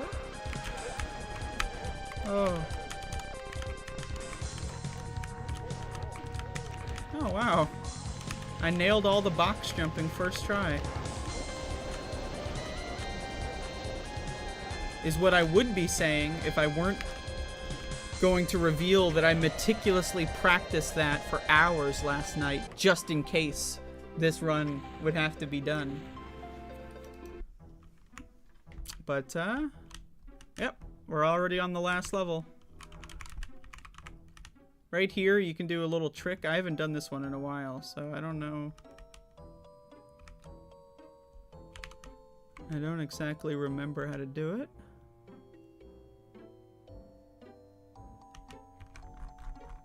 I look at my coordinates here on the map. Oh, I made it. You can fall down the hole there. That's a what we call a vertical glide. There's the forward glide, and then there's the up and down. So, if you align yourself perfectly, you can go right to the exit. Is that timer? Time 6:19. You know, not that good. I think there is a new record done in this. I think it was like 3 minutes and 40 something seconds. Is the current record, so could have been better, but you know, it also could have been worse. But yeah, that's A War on Christmas Part 2.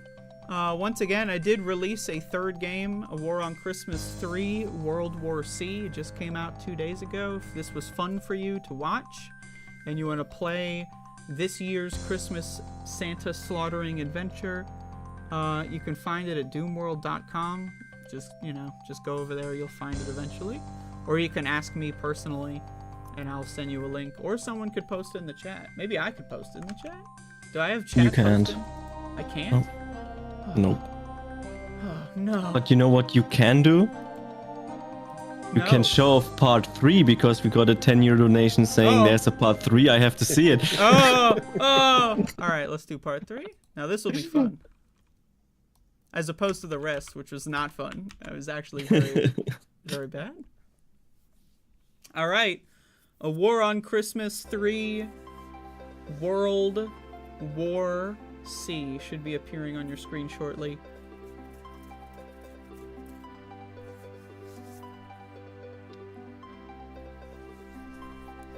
So you might be thinking, World War C? What the hell's going on?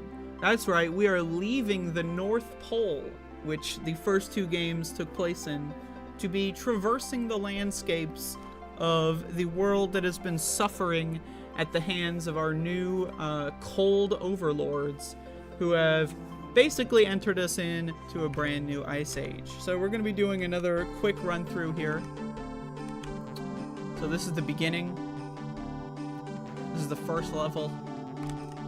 Just gonna... Oh wait, whoops. I forgot. I messed up. I have to load an additional file. My apologies. Restarting. I apologize. I'm new here. I've never streamed before. This is a two-parter. Alright.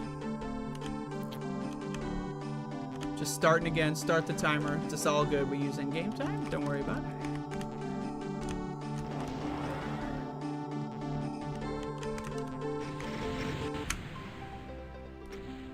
That is the first level. And this is the real first level. Through the power of non-linear storytelling, you see the last level first. So because it's World War C, all the Santa Clauses have different costumes.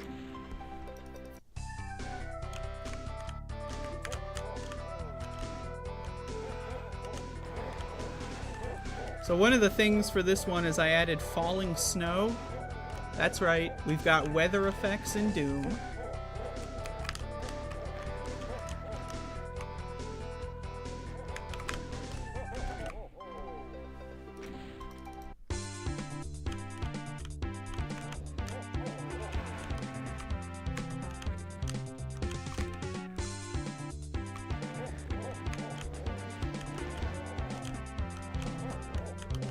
Grab the shotgun there just in case.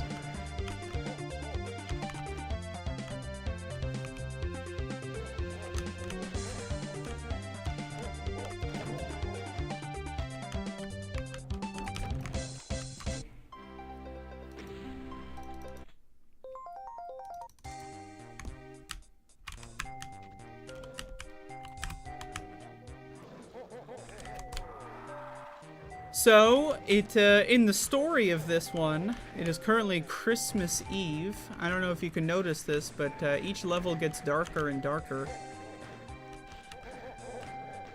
Because I tried to have a little bit of a day-night cycle for this one. You know, tried.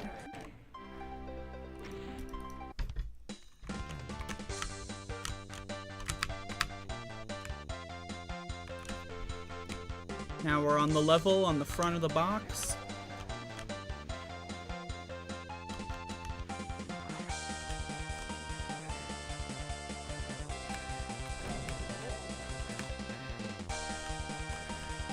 This one might be my favorite. I think it's pretty cool.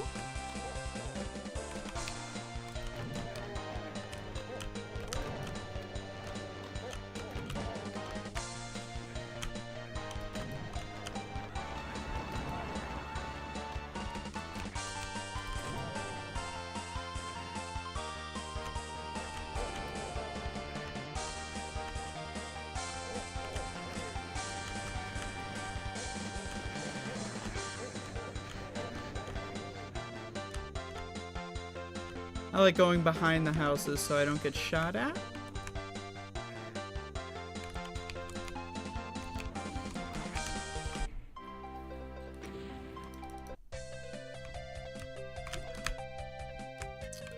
So coming up here is a little bit of a difficult trick, so I'm going to utilize the power of saving and loading to hopefully nail it first try.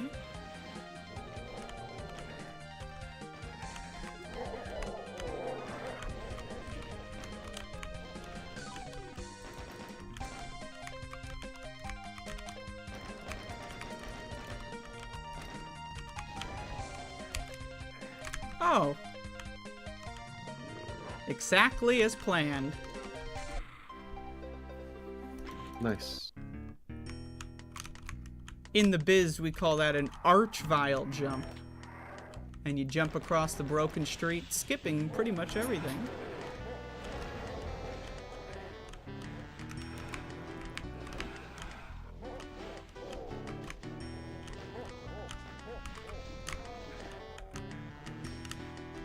Now we're in everyone's favorite destination, the library.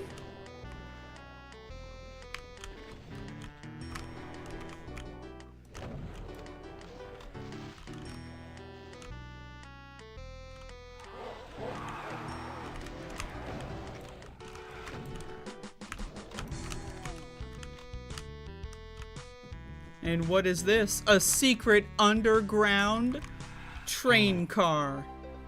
That's right. It's time for a train level. Everyone's favorite.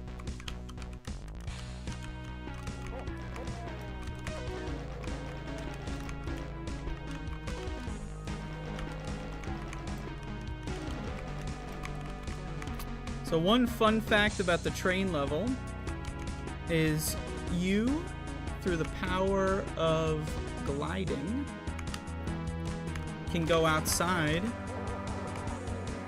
glitch yourself out of bounds, and try not to fall off. If you do fall off, you will die, so...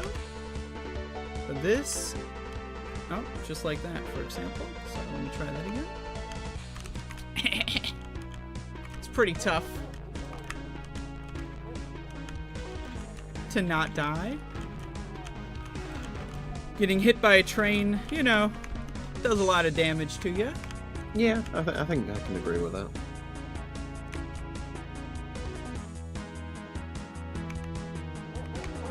Save this there. You, if you time it right, you can skip over there, but it's really risky without falling in and getting killed.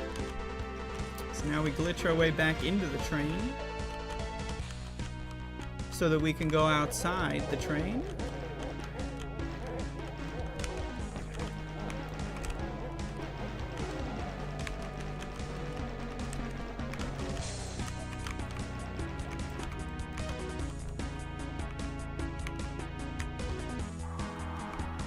Just gonna save here again. Okay, I got the little jump. Wonderful.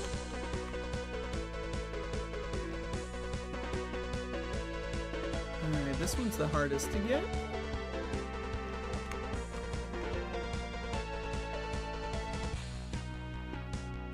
Alright, we're back in. And that's the train level.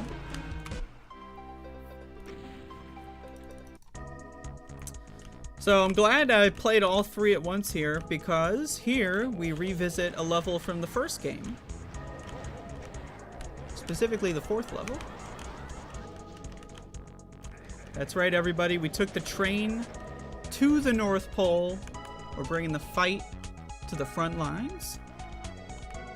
And by the fight, I mean I'm just going to run past everything because, you know, they don't really need me to take care of this stuff here. That's for the foot soldiers, you know.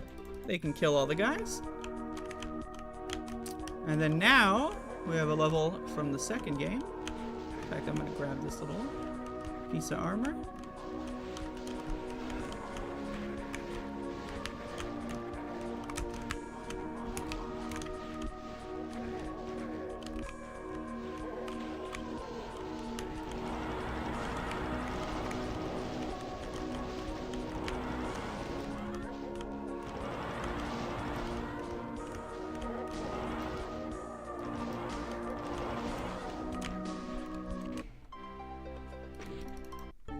And we're back where it all began at the last level.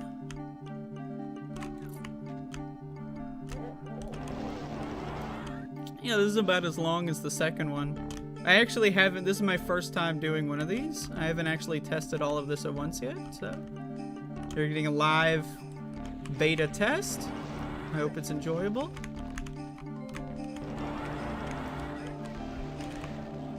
This archvile I really wish weren't hiding behind that pedestal. Alright, you can grab that key through the wall there. One of my favorite techniques.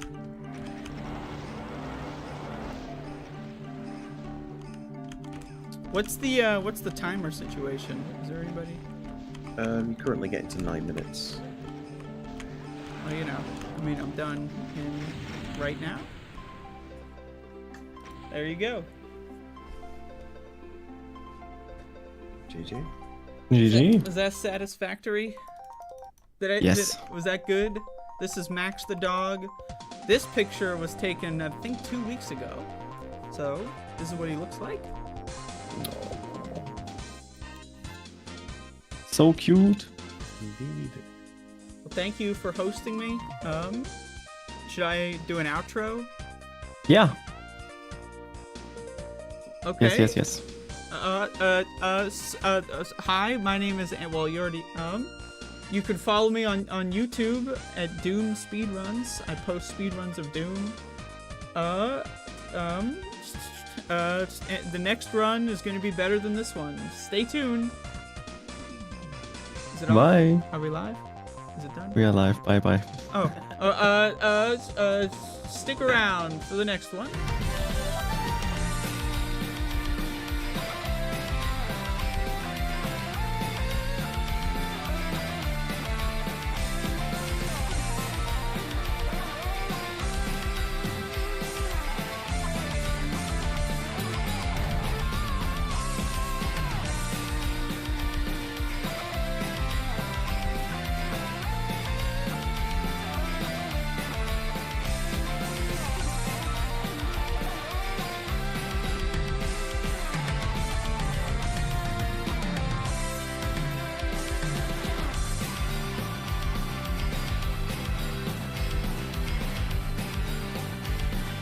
Hello everyone, welcome back to Themeathon. Thank you very much, Andrea, for showing all the Doom runs. I would say that we are preparing Wes for his Ocarina of Time category extension speedrun. So we'll be right back, grab something to eat, grab something to drink, so we can enjoy 2 hours of Ocarina of Time. And I just want to say as well that we are collecting money for local animal shelter that you can see here on stream. They are collecting money so that dogs, cats and small animals can have a good and wonderful life. So if you want to donate, feel free to do this. So we've already raised over 320 euros for this lovely charity. Thank you very much for everyone that keeps supporting this awesome charity. And we will be back with Ocarina of Time in just a small bit.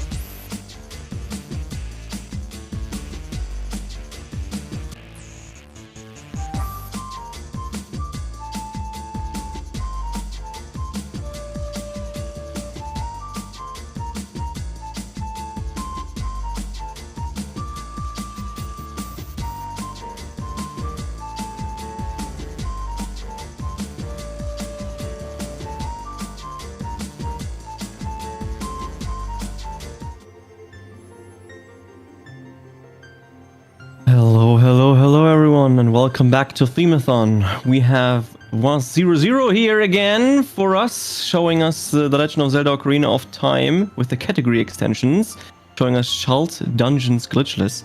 So introduce yourself and then tell me when to start the timer.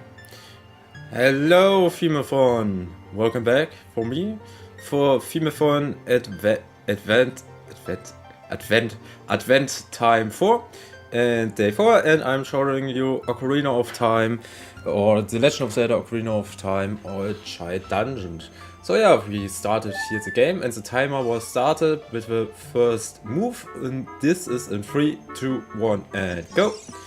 And we are going the first through walking around here. Let's see, that bit was not function, that's interesting. So yeah, the first is here, we're talking here with a witch. And after that we're going to backwards. Okay, it's all function, this is so nice. And we are collecting the first with many rupees. So we are collecting first here the shield right now. We're going here back over and let's go to scrolling under.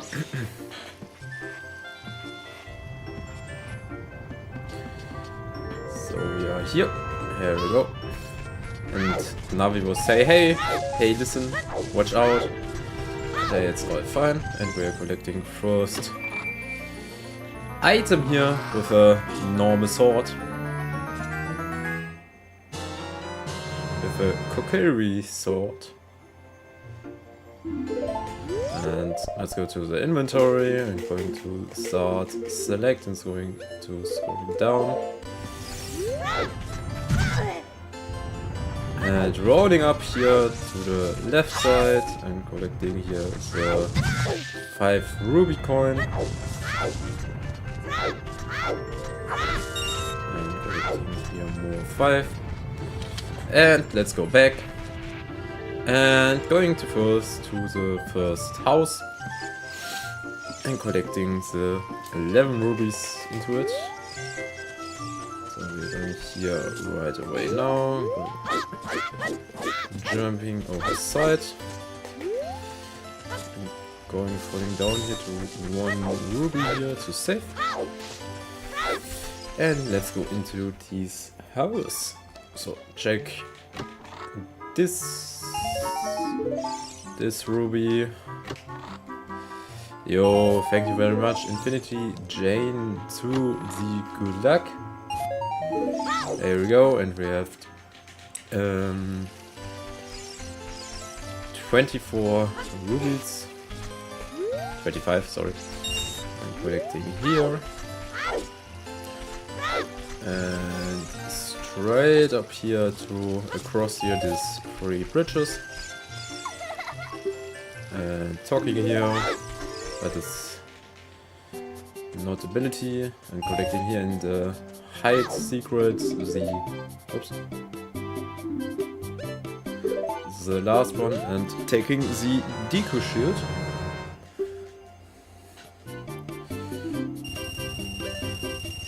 And let's go out. And let's go talk with these tailors here. We're going up. Falling out and talking about it, and was so, hey, you can not across here because without sword and shield. And let's go into the first dungeon, but we're destroying here these 2 Dekus with a stick to become. Let's go free and let's go jump here to the side.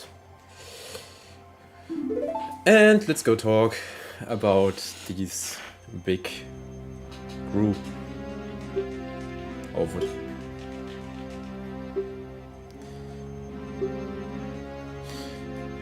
So yeah, it's cutscene time. It's cutscene time with Japanese texting about him. And the wood was opened the mount. And let's go into it, to the first dungeon.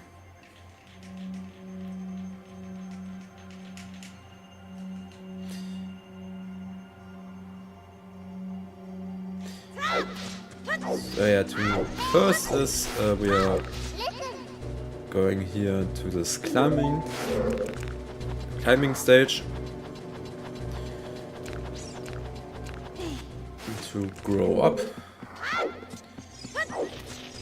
and slightly walking here left around and open this door.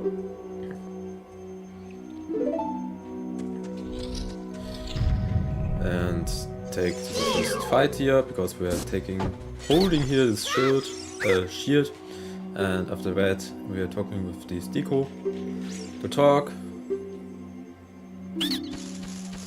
and she gives me a heart container and opens the next door.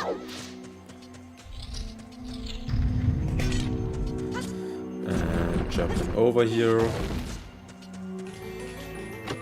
And open the first item here in this dungeon. And it's a slingshot. So yeah, with this slingshot we can destroying these spider nets. And with that we can falling down this ladder and climbing, go back to the main stage. So yeah, first we're destroying this spider and collecting one green ruby, but it's okay, so fine. And we are going up here, going right side.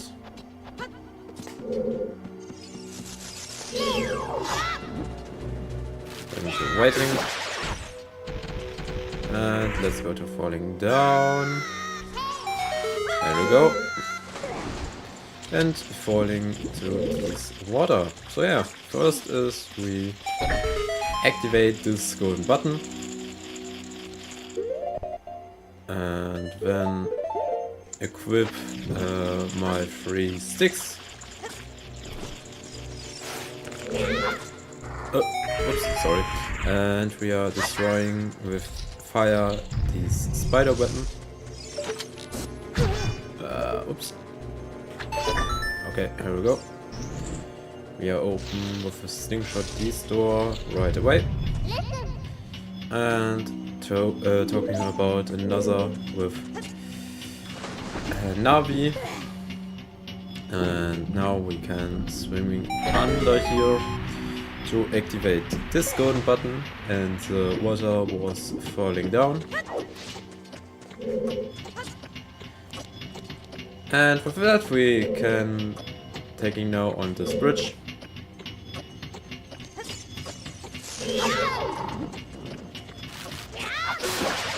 And destroying this spider weapon.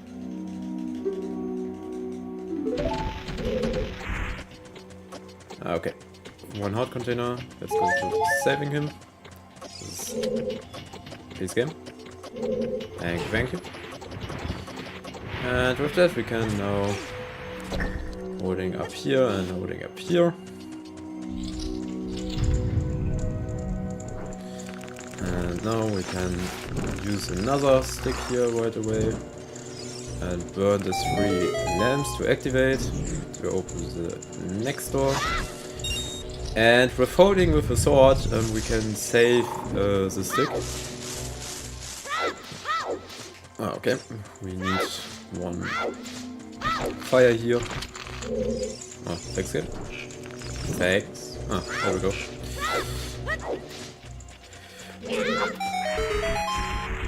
There you go, let's go save the stick. And going into a cross here. So walking around.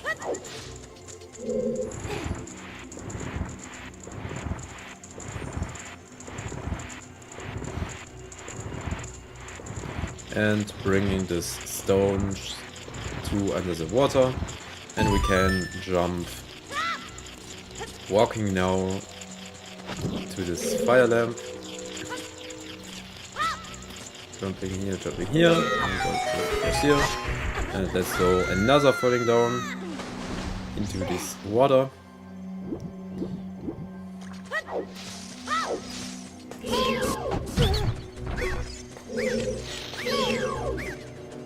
And let's go destroy this 3D course. Okay. There we go.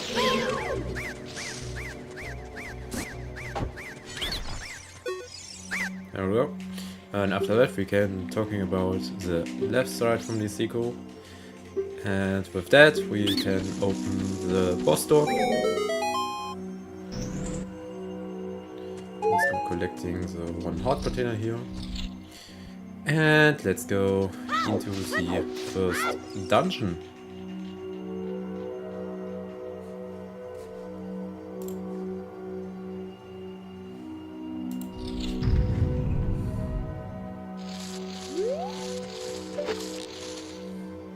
So yeah, the first is we showing on these boss fights eyes, and with that we can see you and coming to us. And let's go to the first fight. Okay, this is a little bit slow, but okay.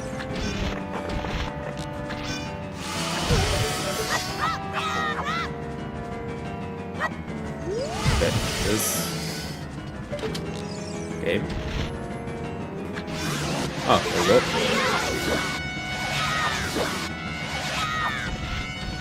Okay, it's a little bit sloppy, but okay. I'm taking here. I take a place. Nice.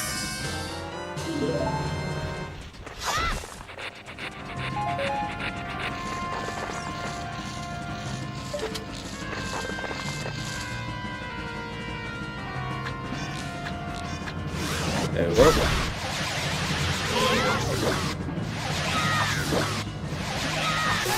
There we go. We destroying the first spider weapon here and collecting the first item from this run.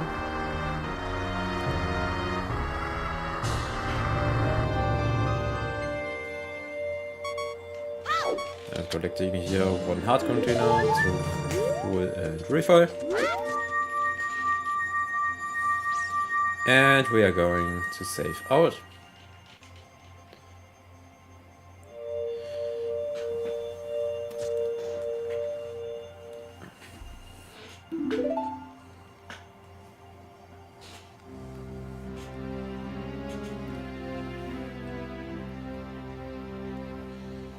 So yeah, and another long cutscene.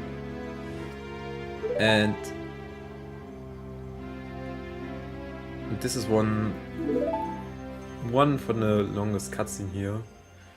Right away.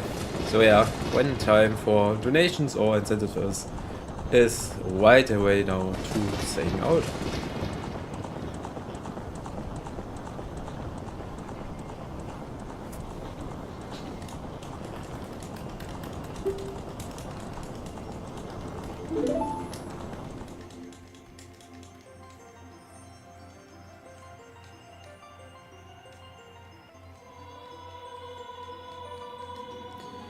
So yeah, the story from Ocarina of Time was saying about you.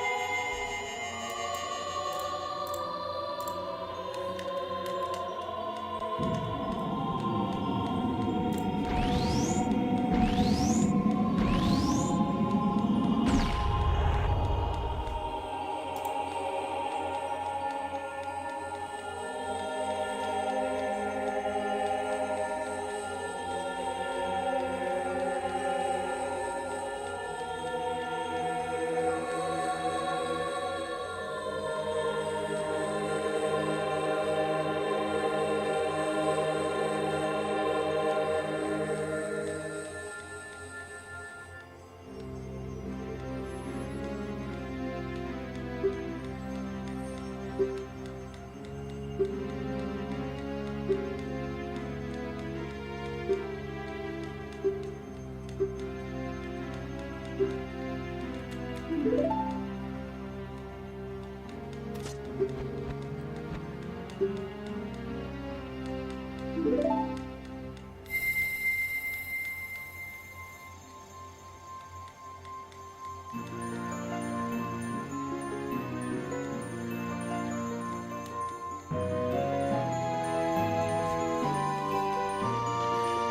after the long story from the game, we became the first item here from this category is a smaragd ore.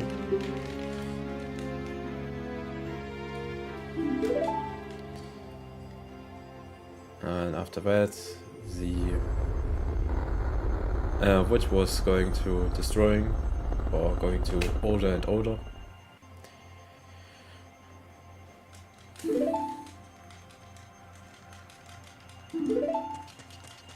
And after that very long story part, we can now talking about this character, and we can right away now to travel all over the world from the Kokiri village.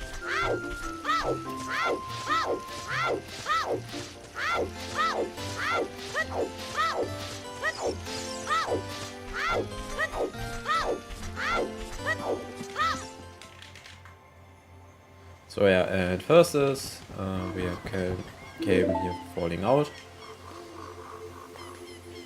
but we need one item from to the travel from all of the Ocarina of Time world, and that is the Ocarina from Ocarina of Time.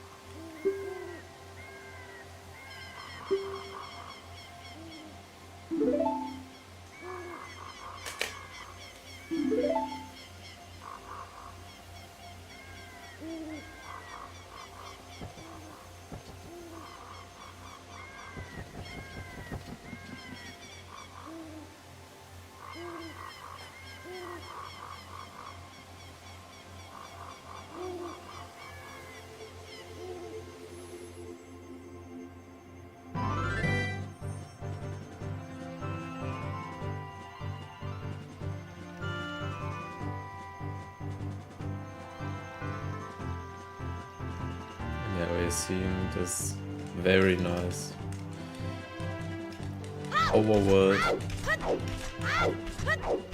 But we have here to talking about the tutorial world. And that's very interesting because here's the first, and we can, after that we can very fastest text about to skip, and after that we can blank out. And with that we can now travel back, and let's go into the Zelda castle.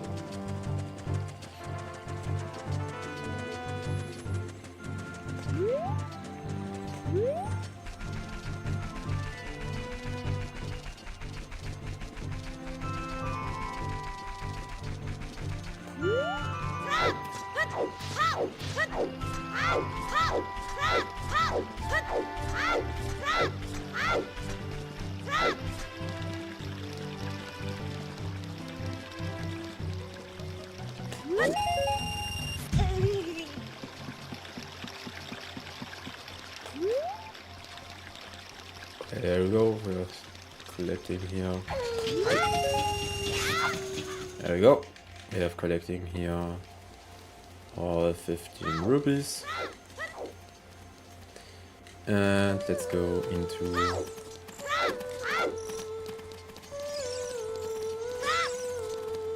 the castle here right away now. And yeah, we have here midnight. The midnight time. And first is we are talking about another with a tutorial bird. Well, there you go.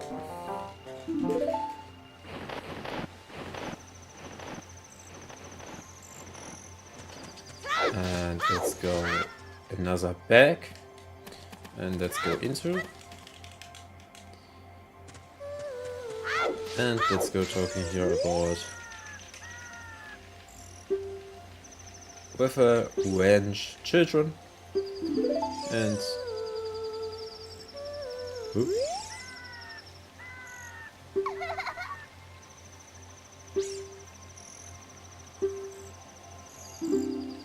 Ah, there we go. Okay, this was very interesting, but okay. And we became from this ranch children game.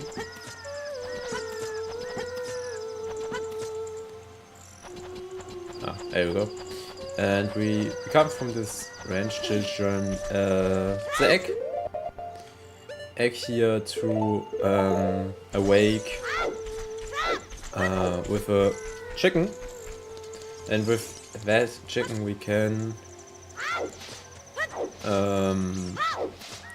awake his father from the castle bridge, and with that we can into with a secret door into his castle. So yeah, we can climb here on the left side.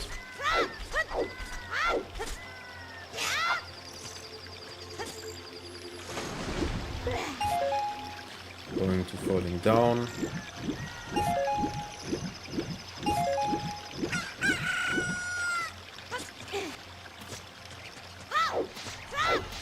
And we have now a chicken to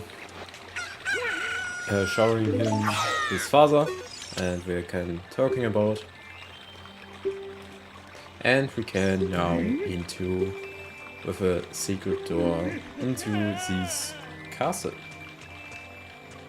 So yeah, the father was running right away, and with that we can now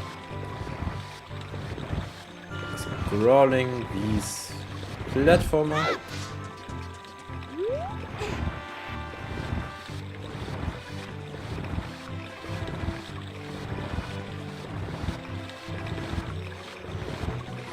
Okay, this was a little bit slow, but okay.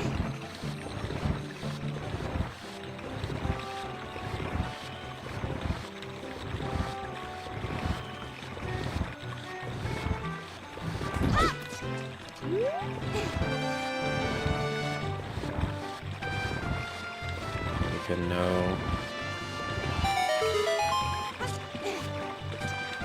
climbing over here, going to snaking here into this castle. And yeah, we have here soldiers, and when soldiers see me, I was going to falling out this castle.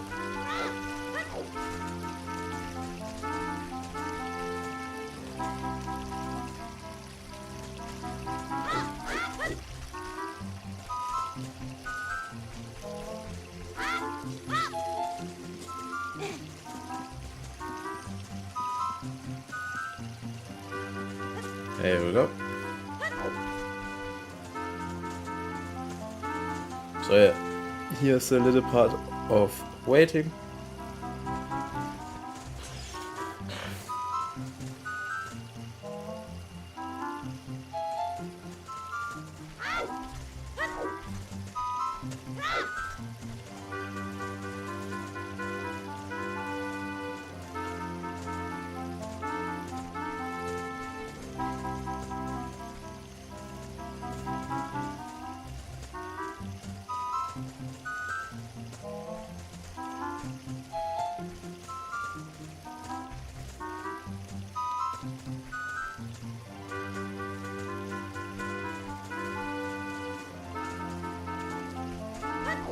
There we go.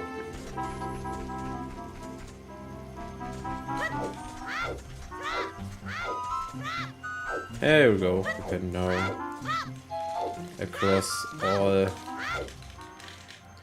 soldiers, and let's go talking with Zelda.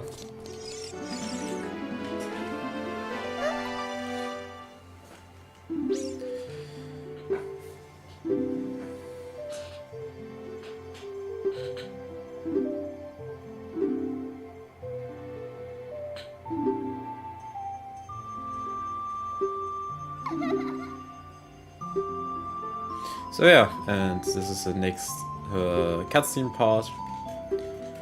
And Zelda was saying to me all the history from Ganondorf.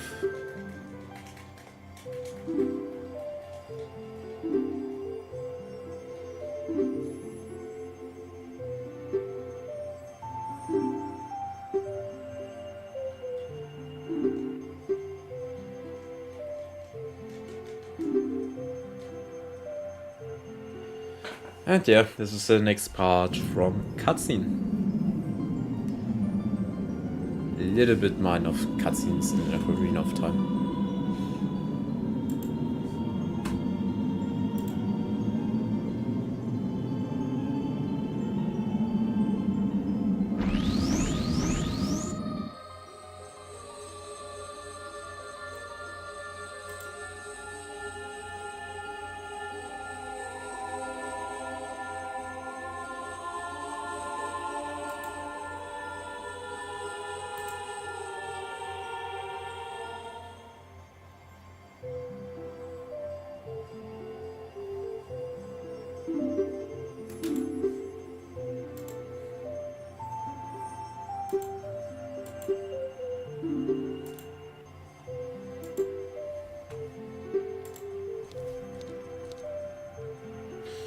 So yeah, Zelda showing on these castle and see Ganondorf.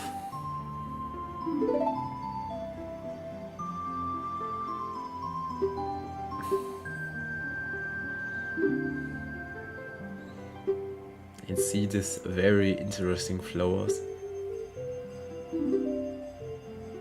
The epic from 64 with 2D sprites.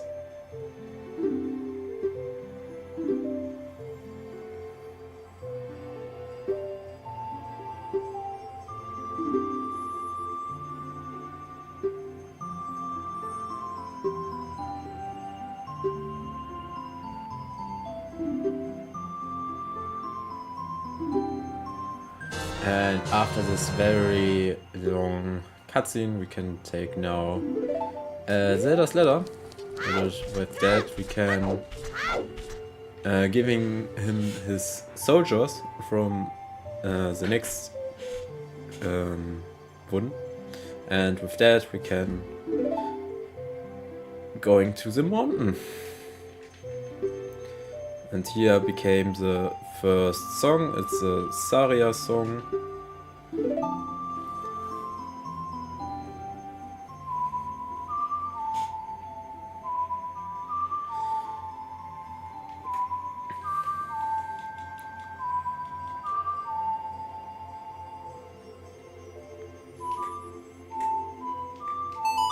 There we go.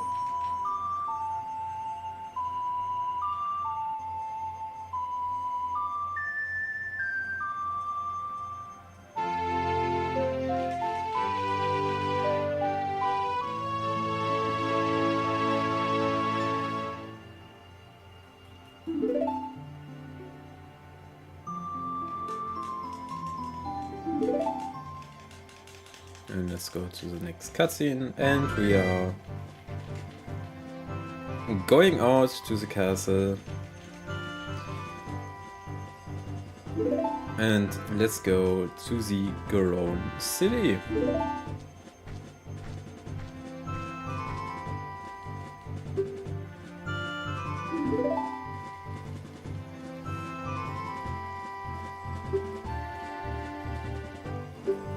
After that very long cutscene. So yeah, but Japanese version on BBC is one of the fastest of the game. And with that, we can now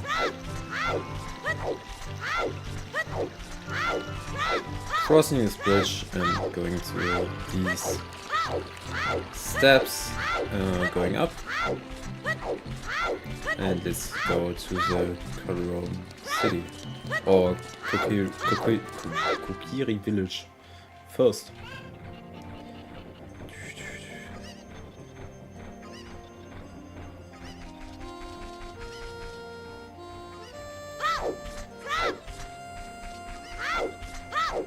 So yeah, first is we're taking here these chicken.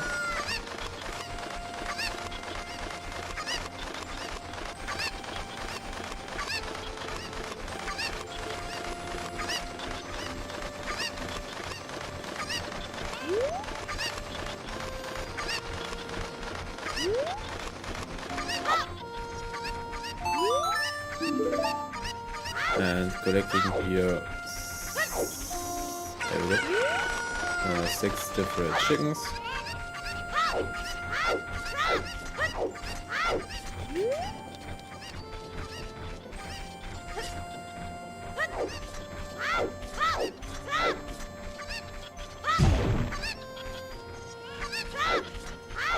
Game. There you go.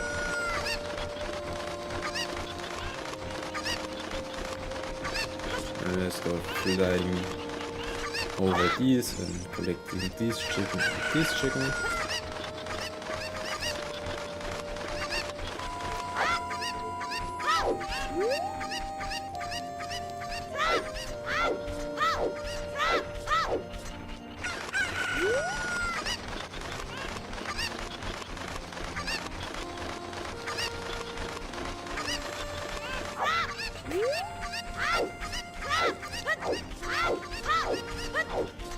And we need one more from open the platform.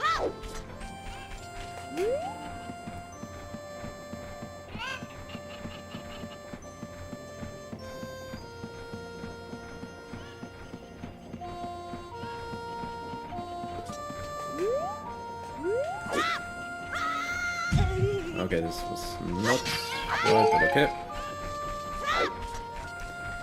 So it's a little bit tricky here to cross him.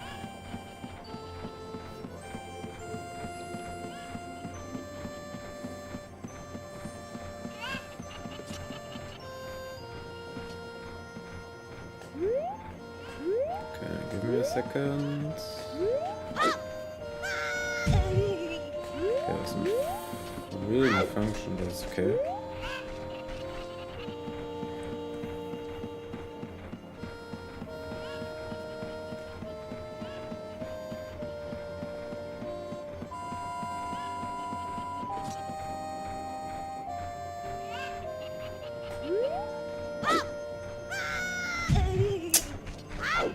It's a little bit slow, but okay. We have time about this.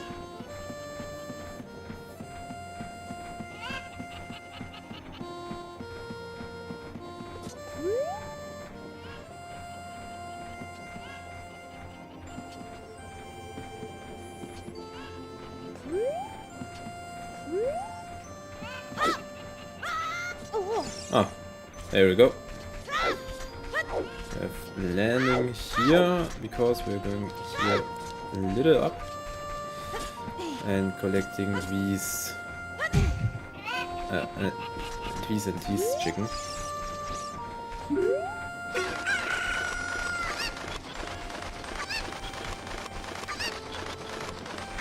So let's go throwing about this door and going hurry up with this ladder.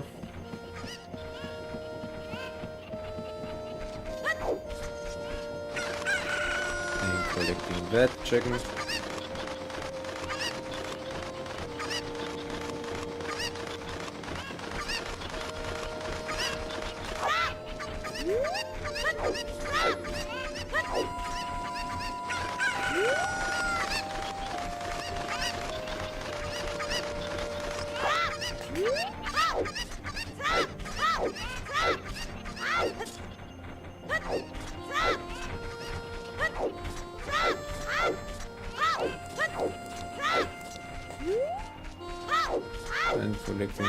large chicken here over the top.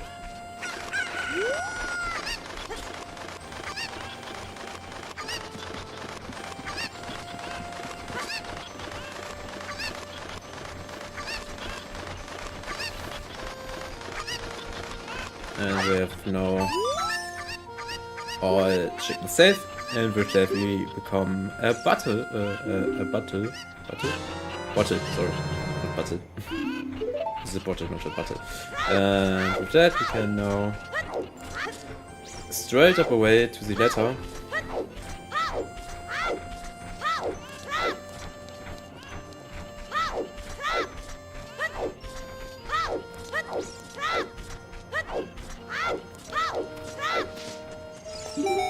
So we are taking the ladder, these soldiers, and with that we can now open this door.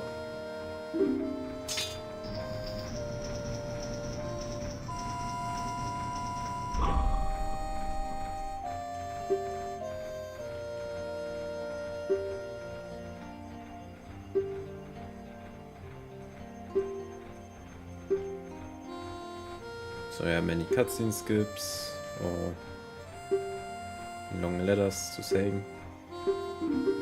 There you go. And with that we come now into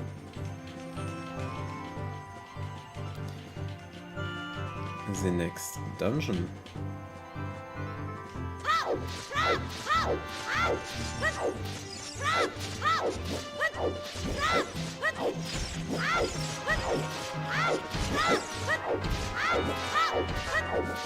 So yeah, first we're going to climb up here.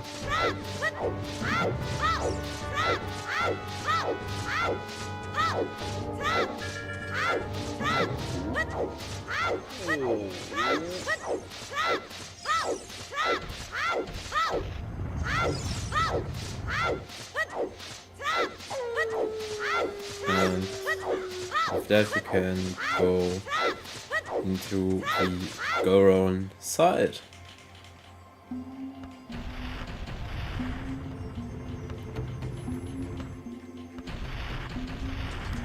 So yeah, first we're going falling down here.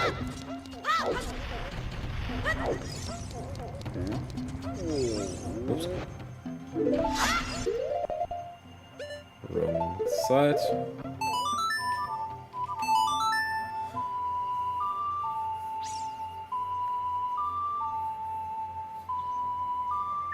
And for Saria song we can use time. And with that we're talking about this Goron.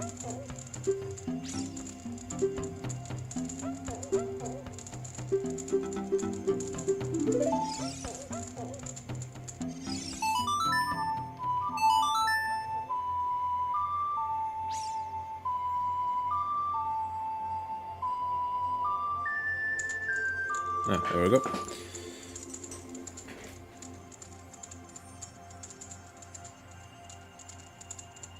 There you go. I've forgotten one.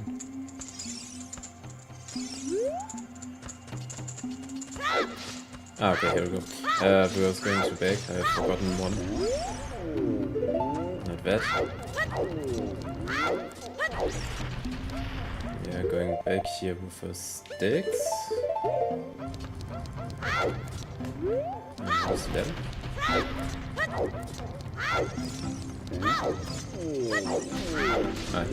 Here. There you go.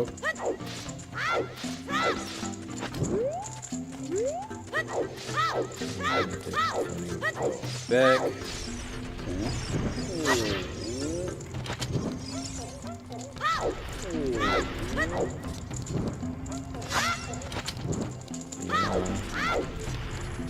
We charging the lamps.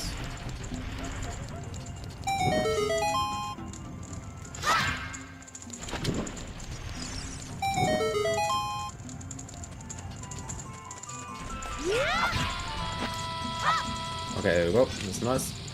We activate this bombs.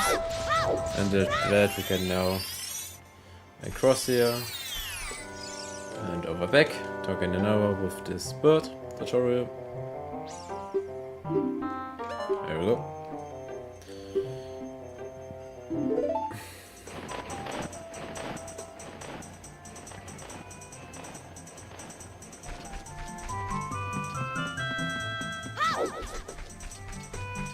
And with that we can now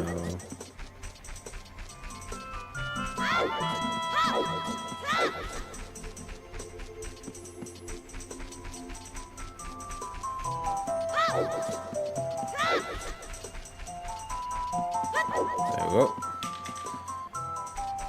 And then across here to fight with this enemy.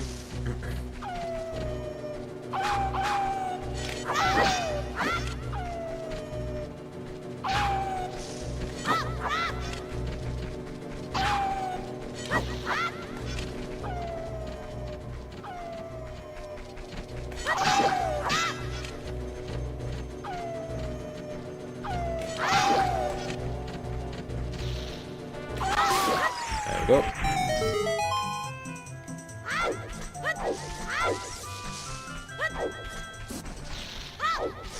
And we can bet. Please no die. That's nice.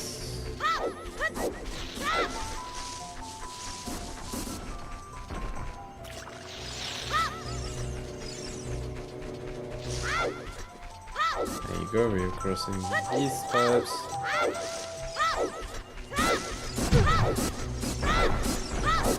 Taking here much damage, but it's nice. And going into this dungeon before the forest temple, but we can not to taking the forest temple to going into because we have no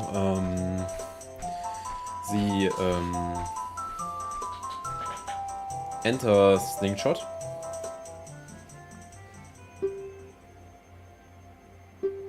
To manage here, but we have here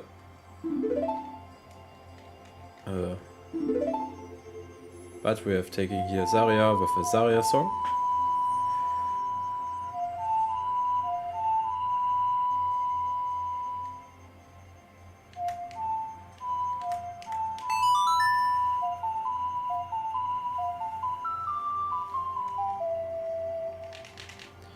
And taking the next song to open the second dungeon.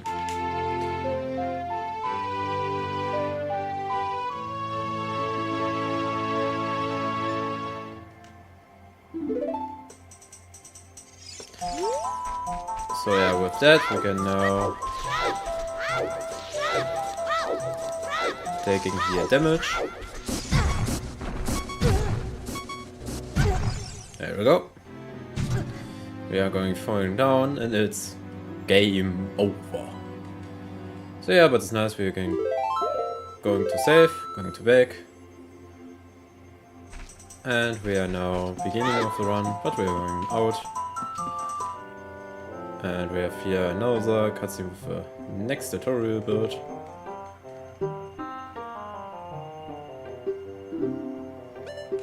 Going to skip. Okay.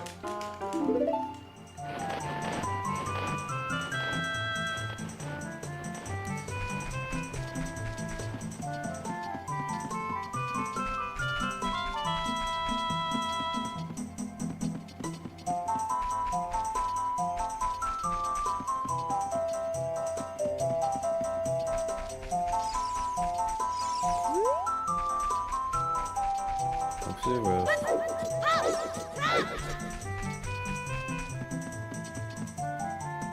Okay, falling out, it's okay. We came into back here, but it's okay.